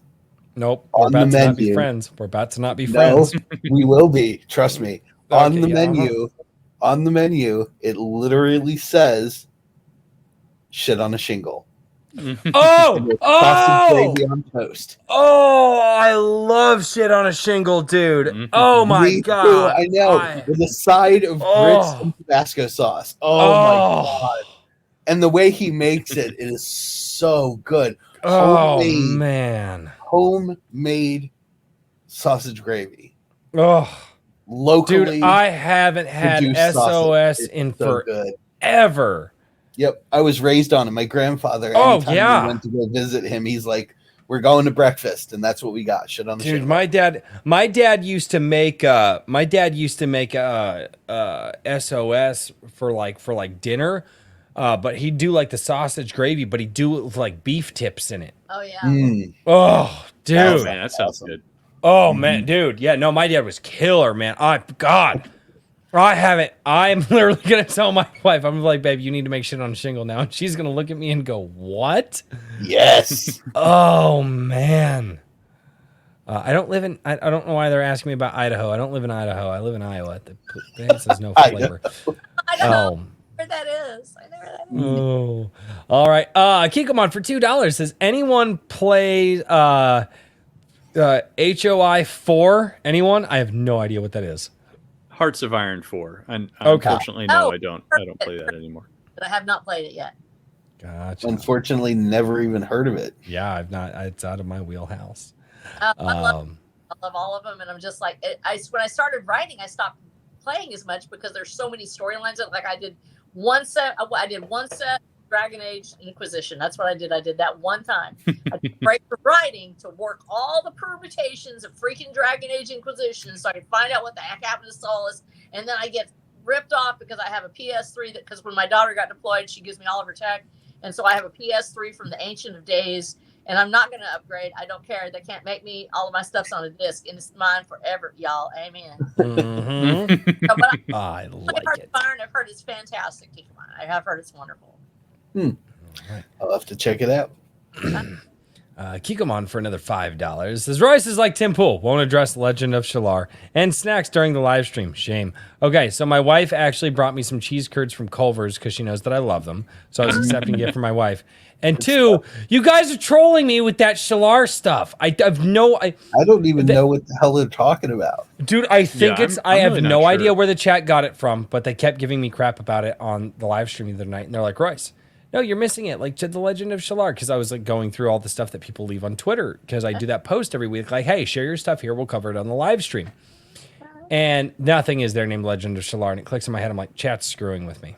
The chat's totally screwing with me. Fair enough. They want to trigger you. They love screwing with me so bad. It's great. It's great. John A. Douglas, thanks, Royce. I'm eating cereal now because of you. Oh man. Back, y'all. Let's get it. Oh, dude. No, I there's this breakfast joint I've been wanting to check out. It's about a half hour away. But I'm the type of person that if I'm gonna eat breakfast, I want to eat breakfast at like 6 to 6:30 in the morning, like breakfast, you know. And my wife and kids on the weekends, they're just like, why are you waking us up this early? I'm like, well, we got to get to breakfast. And my wife is like, I am not eating this early in the morning. I'm like, no, babe, but like breakfast. Like their version of breakfast is like 8 o'clock in the morning. I'm like, half the day's gone. Let's go. I wake up at 4. Like, I am that guy. It's great. If we're going to keep talking about food, I'm going to have to mention my favorite place in Texas. Ooh, let's do it. Let's go. Do it. I lived in Manor for a year during the COVID lockdowns. Really? Yeah, right outside of Austin. And there it was a place that was about 5 minutes or so away from the district development, whatever you want to call it, that we lived in, called the Good Luck Grill. Oh my gosh. The I'm best, not familiar with it. the best fried catfish I have ever had. Oh, don't go there with me. Oh, dude. Oh, We're just gonna try to do a my food God. stream now. Oh, dude. It was No. so good that I was calling them every day during the lockdowns to see if someone was there to make food.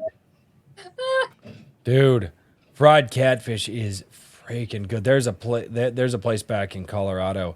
It's called Mo Betta Gumbo. It's a guy who's from Louisiana, went to chef school, moved out to Colorado because that's where all the business was, and he couldn't find any good Southern food, so he opened up his own restaurant. Oh wow. Dude, he does a fried catfish steak, I get his blackened catfish steak. So I get a blackened There you go. catfish steak over a bed of red beans and rice, and he does like a shrimp etouffee over the top of it, or he'll do a gumbo over the top of it. Oh my God. Making Dude, me I hungry at almost Dude, I midnight. love catfish. Oh, Yeah, me too. it's so good. Oh. It was the find of the century. I was just like, I need to find something to eat. And I'm like scrolling through my phone at local restaurants the first week that we had got there. And I'm like, what is this Good Luck Grill? And I asked my girlfriend, and she's like, it's amazing. You want to go? I'm like, yeah, let's do it. And I didn't want to leave. I was like, just keep bringing me plates of this. I'll die here fat. I'm not happy. even hungry right now, and dude. My wife knew how much I loved gumbo, and she's so amazing because I am not the typical, like, you meet the guys who are like, nope, I want steak and potatoes every night, and I'm just like, I'm always wanting to try different foods and stuff like that from around the world. Me too. And my wife, and I've always told her this, I said, baby, if you ever want to learn how to cook food, I said, you find a grandma from the home country, and I says, you make sure she speaks the language that's there, right? Mm-hmm. And if she speaks English, she better only speak a little bit of English, and you will learn to cook the best. And my wife, she'll cook homemade Mexican food for me now. She learned how to make gumbo for me now, and she does one of the best pots of gumbo that I've had. And she learns that. She's always like, hey, what do you want to try? And that, like, just things I remember from like because I had friends that were, all different, nationalities when I was a kid, and so they all had like their different, like, their moms would make like food from the home country. And, you know, my wife says she cooks it all. So I get to eat. That's the one thing that, like, I'm so glad I'm with my wife, because otherwise my life in Iowa would be flavorless. For sure. My best friend growing up, his mom was off the boat Italian. Oh, she was married to an American soldier and off the boat Italian, and she's the most fantastic woman. It spoiled me rotten, and I wasn't even her kid. Every time we came over, she's like, "You want something to eat?" I'm like, "Yes, absolutely." She had always had homemade marinara and making these amazing dishes constantly. Yeah, like Thanksgiving, I'd have Thanksgiving dinner with my parents and then go over to his house and have second Thanksgiving dinner, because she just had a spread, and she's like, "Tell anybody to come over. I love to cook." Oh yeah.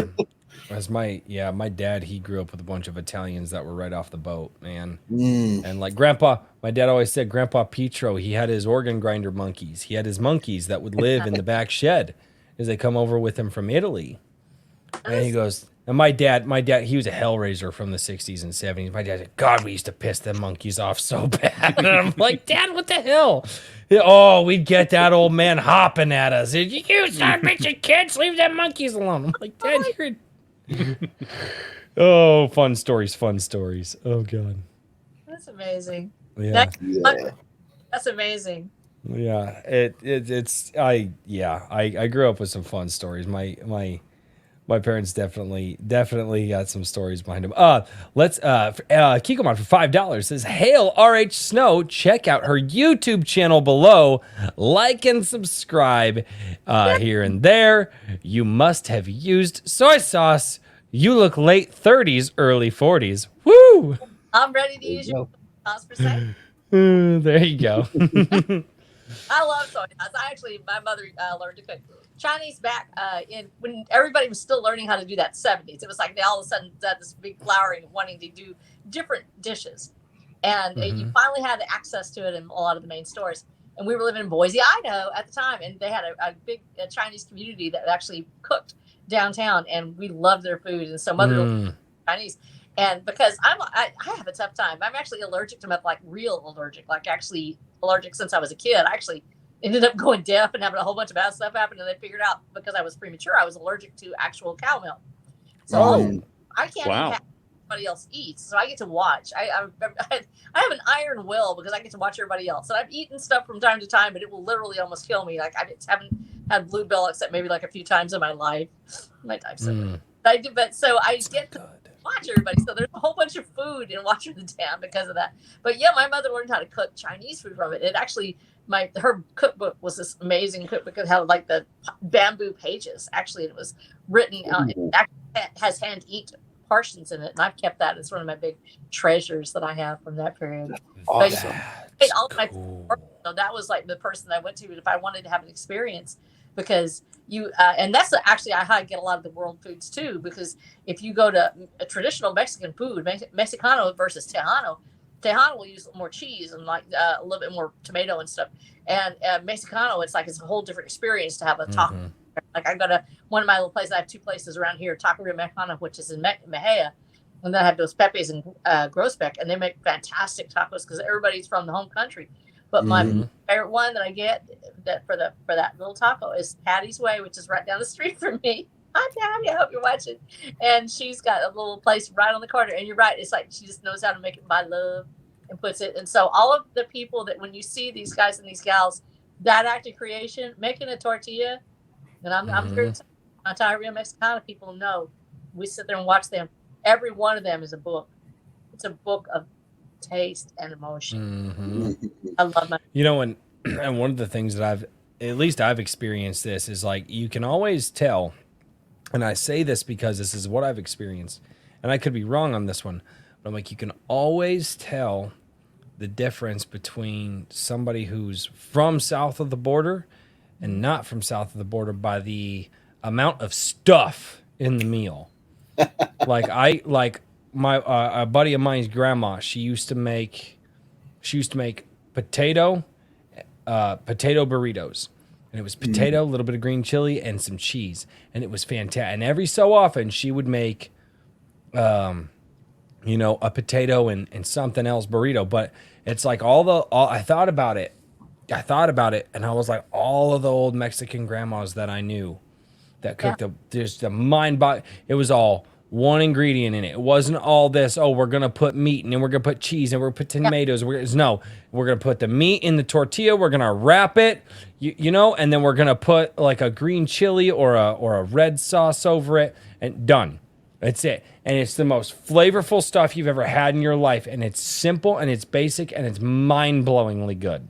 And so this is one of the reasons why actually this cooking shows up in Watcher the Damned. I don't know if you've read it yet, but there's a lot about food. Part of it's because I'm hungry and I got to watch people eat so much time.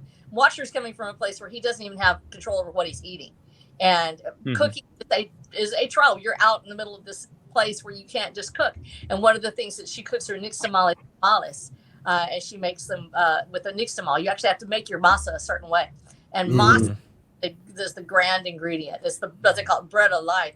And I've always been able to eat tortillas because they don't usually have milk in it. It's the bread, really good bread. A lot of times has good old fashioned milk in it. And North American cooking made by people that are like white people that are like 6 foot tall, and they're like all smiling and drinking a whole gallon of milk. And I'm like, I can't do it, So I ended up, she would bake them with all this stuff, and tortillas were like her go-to.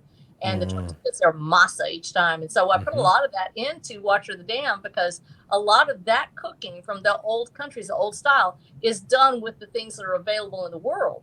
And back to that way of cooking. How do you make that food? And you just talk about the effort it takes to grow enough, to refine enough, to put it through the process of nixtamalization so you can make the masa the way it's supposed to be so it doesn't kill you in the end, because you got to do it right or it'll mess you up. And that's the things that the old people knew. And that's one of the things in Watcher the Damned that's so big that I got such a huge appreciation for, was looking at how do you cook in conditions that people don't think of cooking in. How do you feed people? And that act of love where you realize that somebody took that 10 minutes to learn how to pat out that. And now I do it because I know how to pat out the tortilla. When you roll them up and pat them out, how long it takes to do that for somebody, it's an act of love. It takes a long time. And food means something. So it actually shows up a lot in the series just because of the amount of real estate of them thinking about it. I get hungry every time I write because I keep on writing about cooking Mexican food all the time. Oh, God. Okay.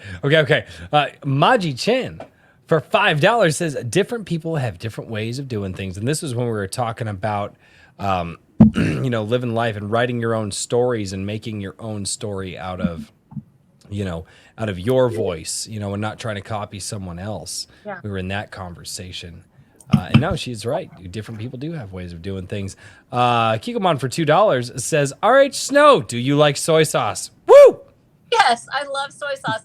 So now he wants to know. Yes, so when my mother started cooking with Chinese food, we were able to get Kikomon soy sauce. Actually, was the only ones that we had available. And so buy it down at the Chinese food place, and we got the big things of it. And she learned how to make some like just fried rice, and she would use the Kikomon soy sauce. So so you're a celebrity in my house. Don't tell him that. Don't tell him that. He's been wanting me to play you the Kikomon song all night. If we have time. If we have time, I may not get to it. JVP Music says, and I don't know where this joke comes from. I'm at a loss here. He says, it's the barely legal stream. What the hell? I don't know what JVP is saying. What? I don't know. Dude, it's my chat. When do I don't know. Like, nobody in this stream is under 30. I don't know this thing, and how dare you? Pushing death uphill in a little red wagon. If I'm barely legal, it's worth doing. Oh no! Okay. Geekomon for $5. Politics is downstream of culture, but isn't politics already corrupt to the core? I stared in the early '90s. Culture changed now without power. Wait, culture changed now without power. I think it started. Probably is what started, not stared. Probably. It started. Yeah. I think it started in the early '90s. Culture changed now without power. politics isn't corrupt to its core. It's usually the people who vie for power are the ones that are corrupt to the core. Politics is a tool. Politics is a tool that's been used for corrupt means, but I don't think politics in and of itself is corrupt. The system that places the politicians is corrupt. Yeah. And you have that same, when we talk about the music industry, yes, absolutely, corruption rises because one of the things that is so important, and it's this way in any totalitarian society, they have to control music and art. And they want things to be written a certain way. They want things to be music to say certain things, and they want it to convey the mindset that they want to have. And so you have that portion rise up to where only these songs whatever. That's what it is. Sorry, I'm so sorry to interrupt. Raven Nevermore says, "A Drink with Crazy, it's episode 18, Barely Legal." Yeah. I get it now. That's where the joke came from. It's the Barely Legal stream because it's episode 18. Okay. That's cool. I didn't know that. There you go. I get it now. Wow. Oh wow, that whole lifetime. Yeah. No, that went way over my head. Number 4. I don't need to get anything. I am not gonna even go into what drink I'm on. That's oh God. But yeah, politics is just infrastructure, and infrastructure itself is not inherently good or bad. It's just a system of ordering the world that you live in. So it's the people that populate it. Half of the politicians that we have out there are generational politicians. So their foundation was built long before they ever walked into the public sphere. Yeah. And I actually want to encourage people, and I never want to, and I'm sorry, Richard, that it was so tough on you. And we have a lot of people right now that are in that place where they were so on fire, and you realize that you're up against a machine, and that machine wants to grind you into dust unless you do exactly as they want you to fit in. Yep. Never surrender that part of your life where you feel like you can make the difference. With the call to public service is incredible, and we've destroyed it in so many people because they realize that system is not what they want to be a part of. Politics is still good. The ability to decide how we want to govern ourselves, we have to decide that we want to be we the people governing ourselves, or somebody else will govern us for us. That's political. Yep. When I am my own government, I will decide what I'm going to do. That is politics.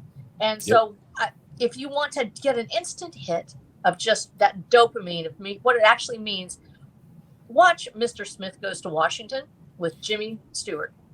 Fantastic film. Just absolutely let just wash over you, because that system raises its hand. And we talked about the fact that it continuously, we're up against the same enemy from the dawn of time. It doesn't matter. The Stone Age guys were out there, and then some, Cro-Magnons like, hey, come over here. We're going to get all them Neanderthals or whatever. And they've tried to get everything under their power. Power keeps rising. It has a different face. It will have a different name. It is always the same. It is power. And that is what we fight against each time. The power to rule and to crush people is what we're fighting against. You have to keep that fire alive in you, and you have to want to fight back. And that is, like I said, that's one of the basic core tenets of Watch for the Dam is two things. Actually, it's actual romance, and the other thing is the struggle to overcome systems. And you can see it in Mr. Smith Goes to Washington. There's that idealism there, that beauty, and then absolute destruction of all hopes and dreams. And it's still a triumph. An absolute triumph, and you need to watch it again. If you haven't watched it in a while, if you feel depressed, stop feeling depressed. This is our moment. This is our time. We will go down fighting. It's going to be an Alamo, or it's going to be a San Jacinto. We don't know yet. We're going to make it. I agree. I agree. Hartman B. Hunter, the Lore Forge, for $5 says, Royce, it's cheaper to buy box wine coolers as opposed to individual cans. Well, I don't drink wine. So. Box wine, no. Really? Oh my goodness. Yeah, no. This is mango cart. This is a fantastic. This is a mango wheat ale that tastes like heaven on earth. You talk about boxed wine. He's coming at your neck there. I do, yeah. I love when people are like, I will say this though, it's really, really, really fun. When I sneezed, what the hell are you talking? Herman's making. Yeah, I was gonna say, bless you. Yeah, thank you. No, Herman's making it. He's like, Royce, just sniff his armpit. I'm like, I sneezed. Anyway, people are like, oh yeah, that beer. They're like, they try to make fun of like the craft beers and stuff. I'm like, you realize this one beer costs more than your whole 6-pack, right? Kibitzing. No, we have. I love my craft beer. We're actually, I live in a family of. We have alcoholics in my family. Have long back, way back. Sorry, but I also come from part of the family where they know how to craft and create beers and alcohol. And one of the things, so like being a person that's allergic to milk, I still love the look of cheese and the way it looks. And being a family of people that know, this is like we're magical fairies and that's poison for us. That's our kryptonite. But at the same time, the appreciation of actual what it takes to create and make this elixir, which actually saves lives and actually is there to purify water, it's there to clean wounds, and it can make the sad heart glad. And that's what it's there for, is to uplift. For those who can, it's a fantastic thing. And when you put that much work into trying to get that particular item the way it needs to be, it's a journey of its own. True. And for those of you that are curious, this is High West Rye Whiskey. Wow. And it's phenomenal.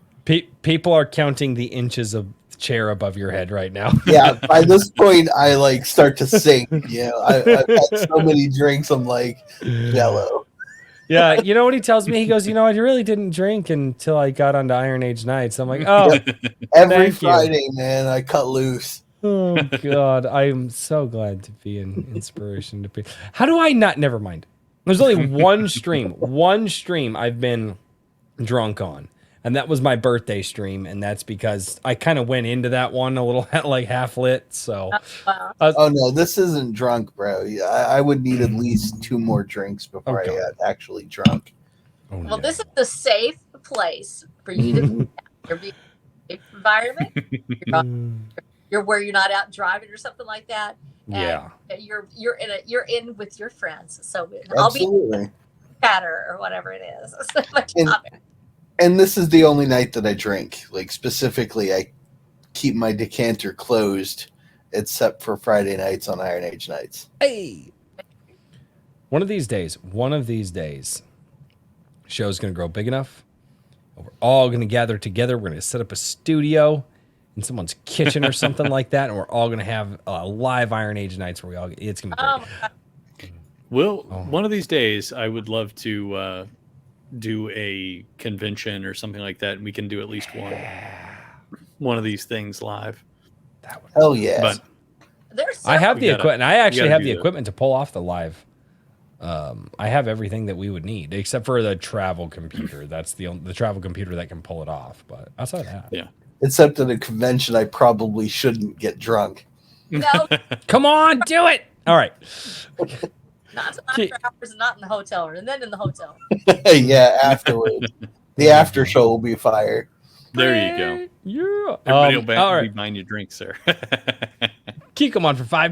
Kikomon song rating from RH Snow. Woo! See, I told you, he's been begging about the song. He's like, play the song. Let me get through some super chats. He dropped like 3 or 4 super chats to play the song.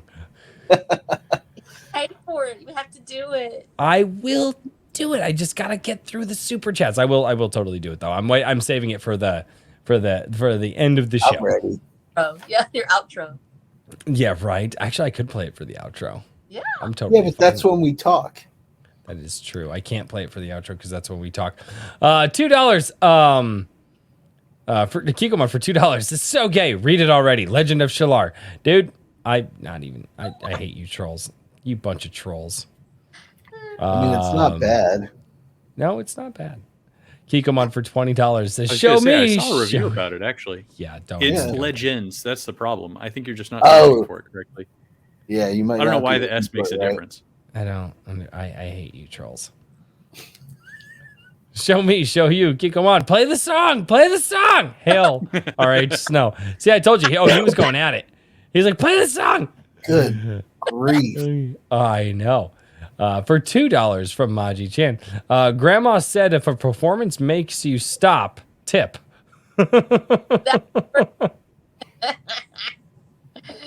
No, I used to live by tips. I had to work tables while I was pregnant with my daughter. I've been there. Yeah, dude. 7 months pregnant, you're like, man, that $2 every visit helps. Yes, tip every time. That's the one thing I love. Somebody takes the time to cook me and bring me a meal, and that waitress brings it out, and the hostess in the front. Y'all, I love y'all because I did not have to make, because mama can't cook. Let me tell you something right now. That totally missed me. My mother basically cloned herself, and it turned into my daughter. And it just, everything she did, everything, it was all just landed on my child. And she even looks like my mom. It's really weird. I just cloned my mom and she was like on both sides of me. But so I can't cook worth a dang. So when people cook for me, I'm like, that is the bomb.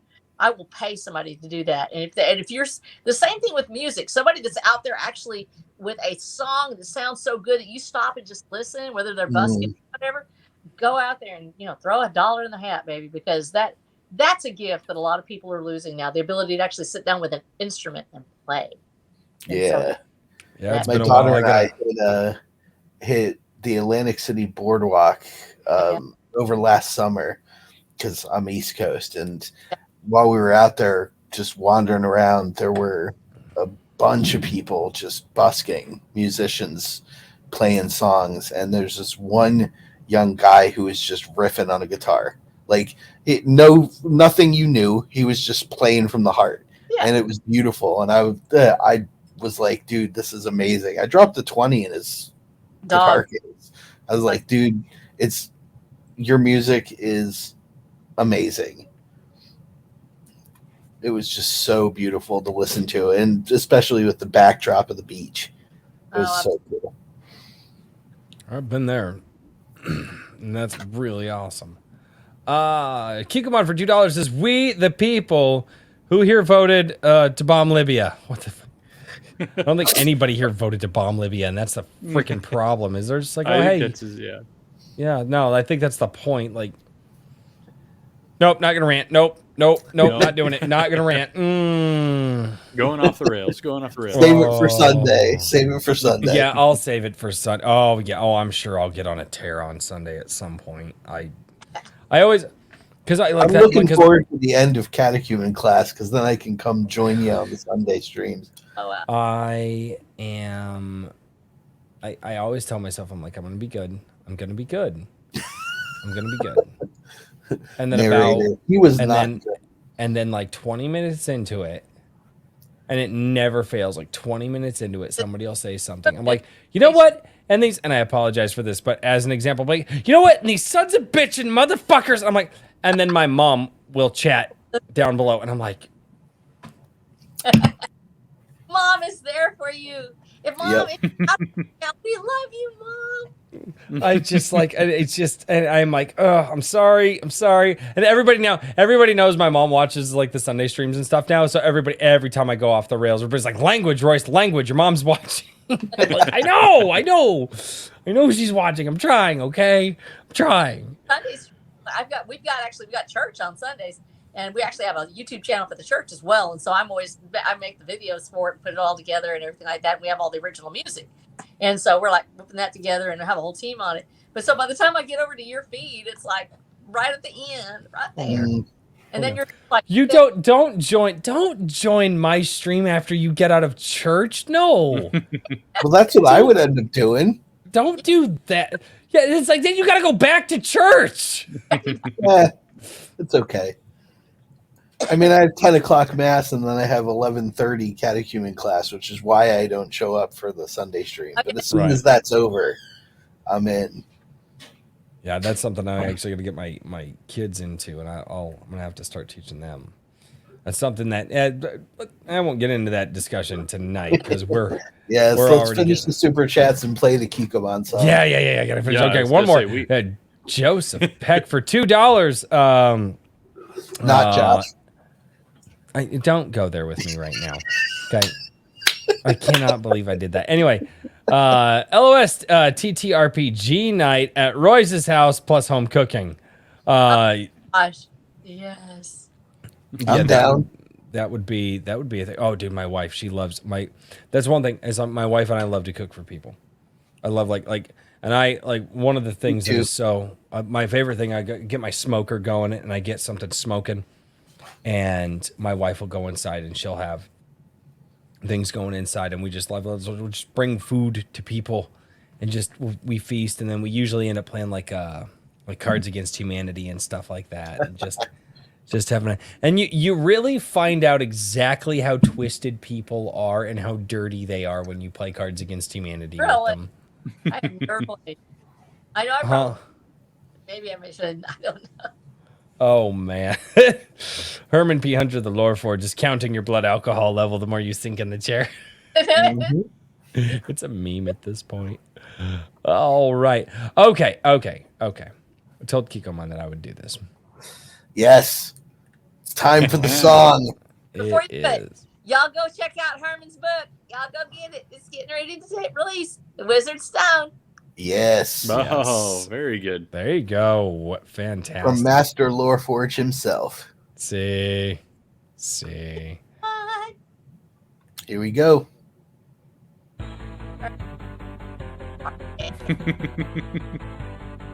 Done.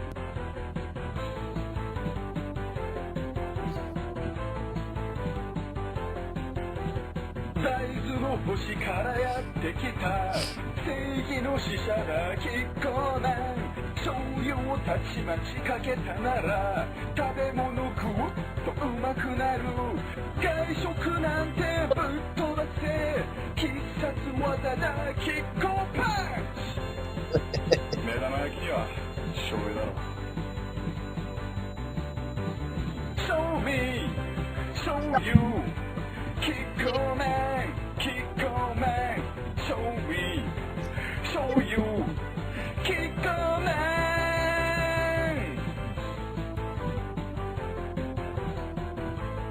I love how terrified those I know. bride I things know. It's hilarious.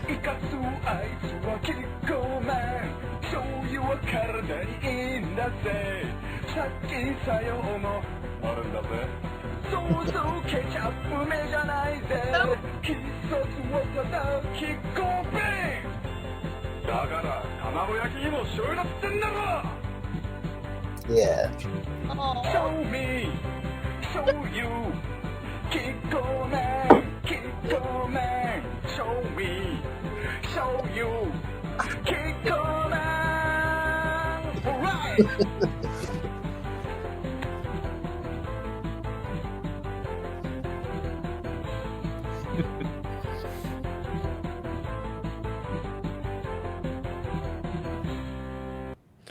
I still wonder the drugs that people were on when they came up with that. Your love. Or you can an entire bottle of Kikoman, which will do that. Oh, I thought half of my chat was going to unsubscribe from the channel last week when I was like, I don't like soy sauce. I don't. Ooh. They were just like, wait, what? And I'm like, yeah, no, it's gross. Like, I don't like it. Ooh. Soy sauce with Hellman's mayo is the bomb. I like spicy food. I'm a spicy food fan. My wife, she grows homemade peppers every year, and she does homemade hot sauces and homemade spicy barbecues for me and stuff like that. Yum. She like, and I eat stuff that's actually, I have this this is on my desk because it's just one of my. This is the Unholy Trinity hot sauce. Oh, jeez, yeah. This is Yes. it's got Scorpion, Carolina Reaper, and the Naga Holakai chili pepper in it. And Scoville this rating? one, this one's probably up in the millions. So That little dab. yeah, that one's this one will murder most small Fire-breathing. children. Yeah. Well, and this is this just goes on eggs. It's just that's what like I eat ridiculously hot food, and like and it's Eggs are like the place to put that. I will say, I do this one thing. I have chicken. I have chickens and they lay me eggs, y'all. I am queen of the world. I have eggs. I can I'm richest woman right now. My daughter's out there like, we're selling for less than they go into the market, and they're still like making more. It's like, holy cow. But eggs are the perfect place to put your hot sauce. They absolutely are. And my favorite breakfast food of all time is my husband makes this thing where he puts like little tortillas. He puts the fried egg on the tortilla and he fries it all together. And it makes like a breakfast burrito, but it's not a breakfast burrito, and it's just fried eggs. And I put hot sauce all over that. I just plus sauce. I like Cholula. It's a very mild sauce. It's not super hot though. no, Cholula's got good flavor. Cholula's really good flavor. Flavor. I put that Cholula on there, and I just eat that whole thing. Oh, absolutely. My wife, she does a garlic habanero that is phenomenal on. Oh yeah, boy. Oh my god. Oh, is that Reaper jerky? Oh yeah. Oh, I'm jealous. Every couple of months, I get a pack of super hot jerky from this local veteran-owned company called the Beef Jerky Experience. They're based out of Gettysburg. It's Interesting. Awesome. Oh, that's awesome. For veteran beef jerky, you don't get, like, if you had ammo with it, that would probably, like, you get a bullet in every bag. That would be a super awesome. I'm good with it. That'd be great. I love hot food. I love spicy food. So, and actually, peppers are really, really good sources of certain vitamins and stuff like that. So the more, and I've had people look at me and they go, how do you taste anything with it's just hot? I'm like, no, it's not. I'm like, you have to taste through the heat. I've had hot food that people just look at me like, my brother thought he was going to feed me something one time that was going to drop me. He's like, dude, I watched a grown man. He's like, and these are oil workers. He's like, I watched a grown man drop to his knees and cry because of how hot that is. And I was sitting there like throwing dabs of it on chips. I was like, no, it's hot. Like, I'm not going to tell you it's not hot. Like, I'm not going to sit here and lie to you. I was like, but it's really good. And my brother's just like, you're insane. Like, and my brother eats hot food, and my brother is telling me that I'm psychotic. It's good for you. I love it. It's so awesome. And it kills all that. If you eat hot peppers, you will probably never have an ulcer, at least not from H. pylori, because it will kill the bacteria for it. And it also helps you keep your teeth. That actually is one of the things that keeps strong gums. We're never going to lose a teeth or a stomach. You may not have a lining to your esophagus, but you will have everything else. It's fine. It's fine. It's a good trade. It's good for blood pressure too, by the way. Fine. Oh yeah, it's fine. It super is. Capsaicin, very good for blood pressure. It's so good. But that's probably why. Actually, that's probably why I'm as healthy as I am with the unhealthy habits that I have. Is because I love eating spicy stuff all the time. I even brought my wife. My wife, a spicy McChicken sandwich from McDonald's used to murder her. Like tears flowing, the snot guzzle. Like she couldn't. Like that's because she's from Wisconsin. They don't know spice. Ketchup is the spiciest food they have in Wisconsin. You can't. That's it. And I've gotten my wife up to a point where she can handle food that's prepared with like homegrown habaneros out of our garden. So I've brought her heat level like way up too. Yeah. So I got this cool snack pack once that had a popcorn that was dusted with million Scoville dried peppers, and it was the greatest thing in the world. I would sit there on the couch watching TV and just pound it in back, and my daughter's looking at me like, why haven't you exploded yet? Okay, so have y'all ever heard of Twang? No. Twang. No. Twang.com. Okay, so in the book, actually there's a point where they pay their mercenary armies with little packets of beer salt. Twang makes these beer salts. And I will swear to you, they make a sriracha salt. This comes in a little shaker. And you put that on your popcorn, and it is an experience from Jesus. It literally like sold. I'm going to go check that out. Dude, yeah, now I'm curious. Twang.com. I told them I was writing it into the book because I was like, I want to text this stuff in there. I'm like, I bet they find a pack of that Twang, because it's just salt. People literally just lick it. I don't know if you ever had like these Lickimade or whatever. Well, this is like salty Lickimade. They make a pickle salt. They make a salt. They make a michelada salt, which is it's so good. And so I put I don't drink, but I put it all over my popcorn. My son will make me popcorn and make this gigantic bowl as big as my head, and I'll eat that thing and put that sriracha sauce on it.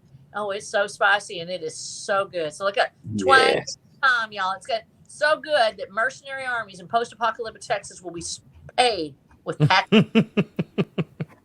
Awesome. I'm checking it out now. Sold. Yeah. I actually go. My wife and we got to go place an order. There's a good hot sauce place that we know that's they're national. I got to go place a hot sauce order because I love Reaper jerky though. I cannot get enough of it. There's a place that's got some really good Reaper jerky, dude. And every couple of months I have to place an order, 12 packs, man. And we need to make sure that we eat better before the next You stream know what actually, you know what I've been wanting to do? And I got to see, and I don't know if it's just going to be like a 3 of us guys night, but I want to do the Hot Ones challenge with you guys. Ooh, yeah. And we'll have to get the cameras set up so that way, obviously, nothing ever disappears. But we'll start with the mildest of the sauce, and we'll just do a live stream. And just every 5 minutes or so, we'll just dip a chicken wing in the hot sauce and just. I would love to do the hot ones challenge with you guys. That sounds good to me, man. That sounds like a good. We'll have to figure out a. I can drink during that, right? Like commemoration. Yes. A good number. You have to handle it. Yeah, what should we do? I don't know. We'll figure it out. All right. I love chicken wings. We have reached that point of the evening where it is time for everybody to share their links and talk about the things that they are doing. And no, it's that time. It is. It's show time. And I think I know we've definitely give us a sub count. All right, I tell you guys. All right, you guys, what do you guys think? If I hit 2,000 subs, you guys share the channel. I do 2,000 subs, 2,500. No. I was gonna say these. If we're actually doing a hot ones like challenge, those are like extremely expensive for those packs of sauce. Oh, I'm aware. So, I'm aware. Like times 3. So, all right, I'm just saying. When we want to set a good goal here, before we have to toss out $300. That's Totally worth it. Each of us, it can't just be one. You know what I mean? That's the problem. We got to multiply everything by 3. I know. I'll buy my own. I don't fucking care. I need it. I've actually been trying to get my wife to buy it, and like she's totally down to do it. I just need if I give her an excuse to say, "Hey, we're gonna do it on the channel," she'll. Oh, okay. I see. It's just like a business expense. Yes. Okay. It's a business expense, dude. You have no idea how much I'm gonna use that for YouTube. Like anything that I do on the channel. So. We'll figure it out. This will be a point of discussion in the after show. Yes. Bring on the burn. Yes. All right. fun to watch. I think we should allow our lovely guest to go first with the shilling. Yes. What are you doing? Talk about what you're doing. We got to share your stuff more. I'll be right back. I wrote a series. It's called Watcher of the Damned. There you go. It's 1 million words, y'all. 1 million words. I'm counting. I'm impressed. No, I love this series. Literally, if the Georgia Guidestones became real, and how do people fight back against an all-consuming surveillance state? And how do you overcome a system that tries to crush your hopes and dreams? And how do we be free and still be human? And so that's what Watcher of the Damned is all about. And I want to give a huge shout out to people that have helped me a bunch, including Herman P. Hunter. Thank you so much, Herman. You are a fantastic guy. Chester Busby, who just got his channel copy struck, and I hope he gets it back because we do that every week. And you can see us on there with Drawn and Quartered Fan Edition on Thursday nights, starting at 9 p.m. Central Time. And we do that every week. And we go out and draw and have a subject, and we have a lot of fun with that. The things that I already talked about, of course, you can find it on watchofthedamned.com or flow.page/RH Snow to see all of my YouTube channels and Twitter and everything else that I have out there.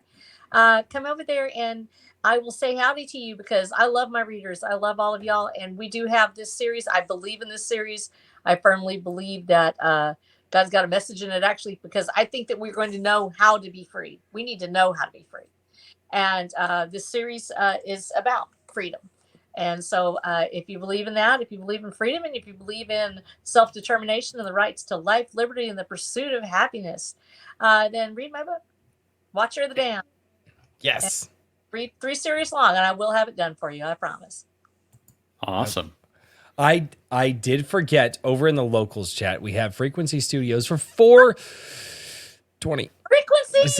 He says, hail, Transmutation Texas was good. So hit the like button. Did you really? I'm so excited. Look, I love him so much. Anybody who reads my book, I feel like they're the only person on my planet. I love you so much.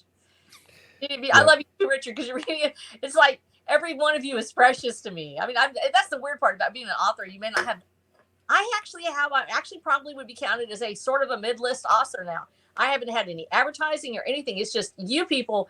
When you people show up, it makes all the difference for me. And so literally, I love you because when we get finished with the entire series, we're going to do a huge advertising push. And we're going to be putting it because we know a lot of people won't read until the entire series is done. Mm-hmm. But well, there's a lot of content there. I think. Oh yeah.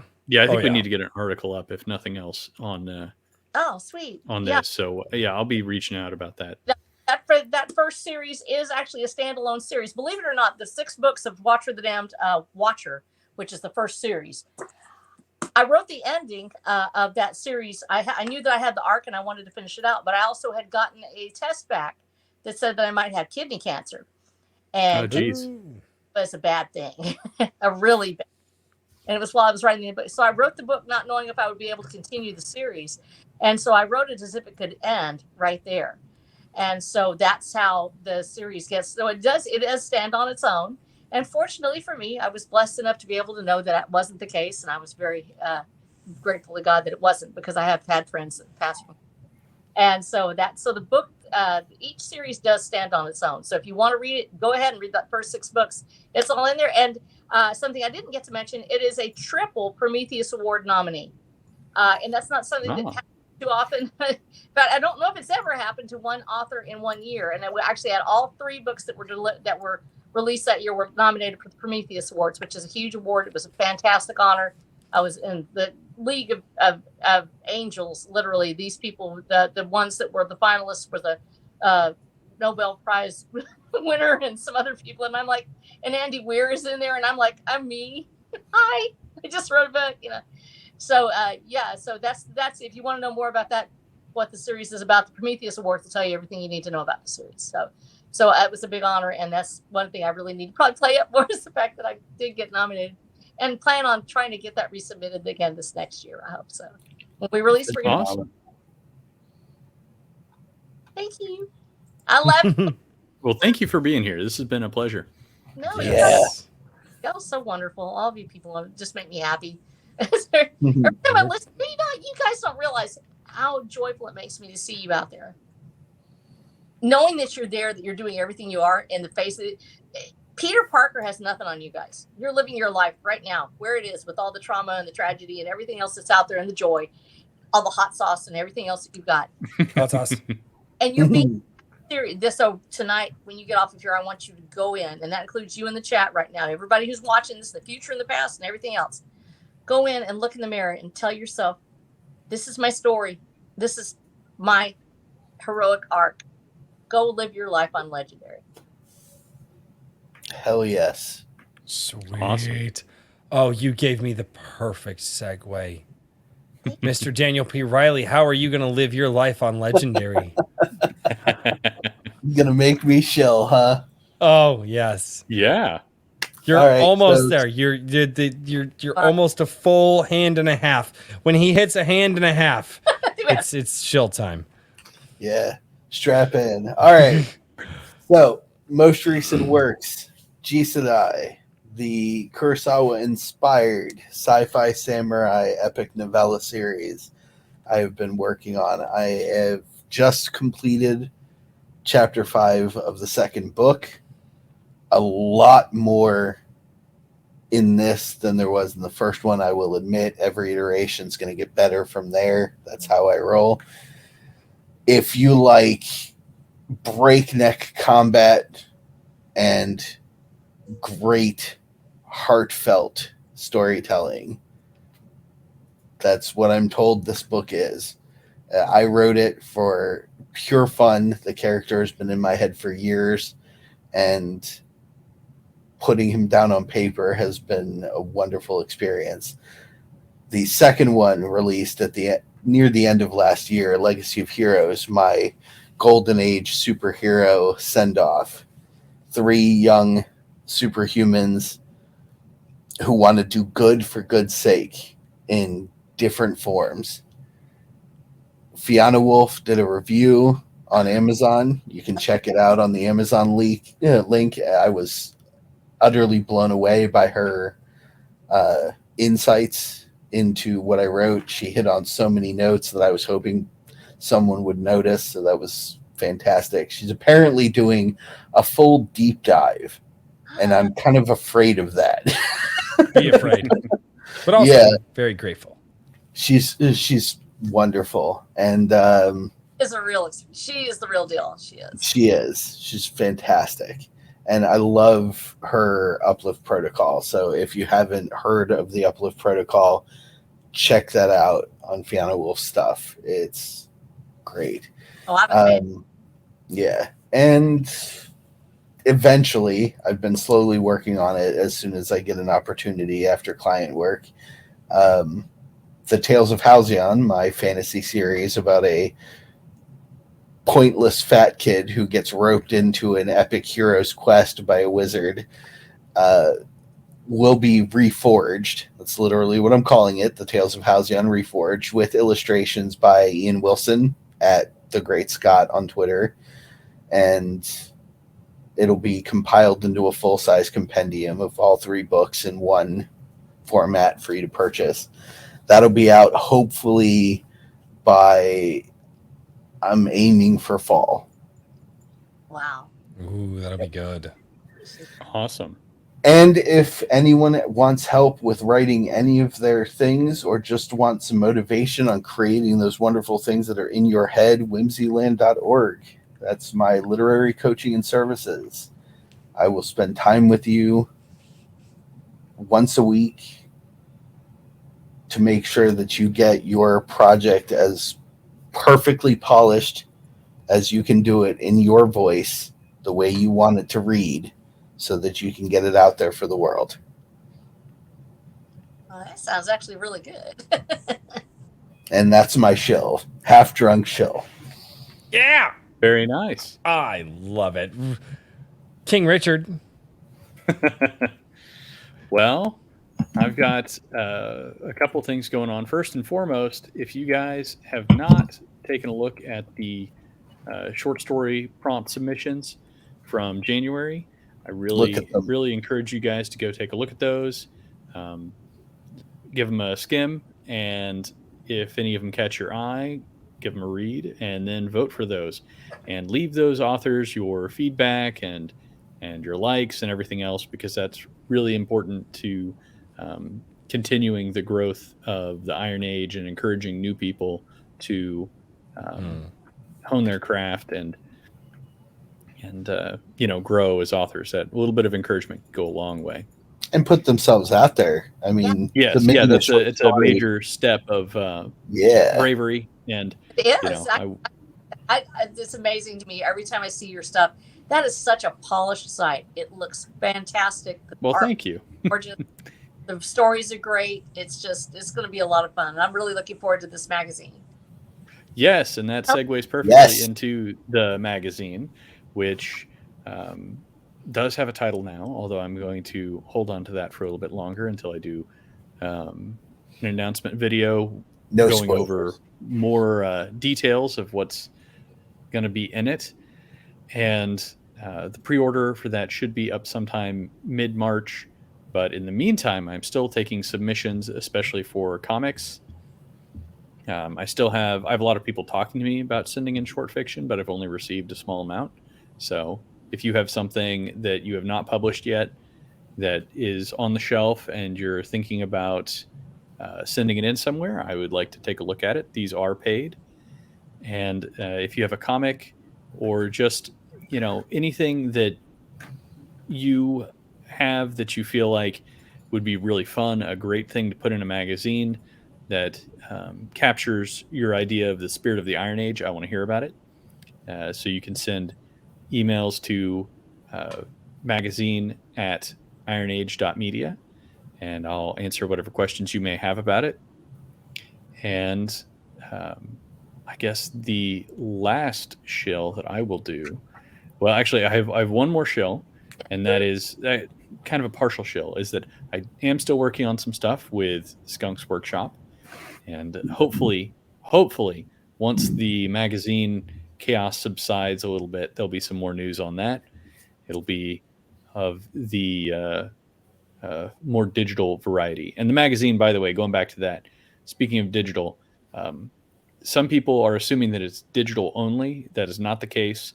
It is going to be physical as well as digital. But my pricing structure, everything's going to be around physical.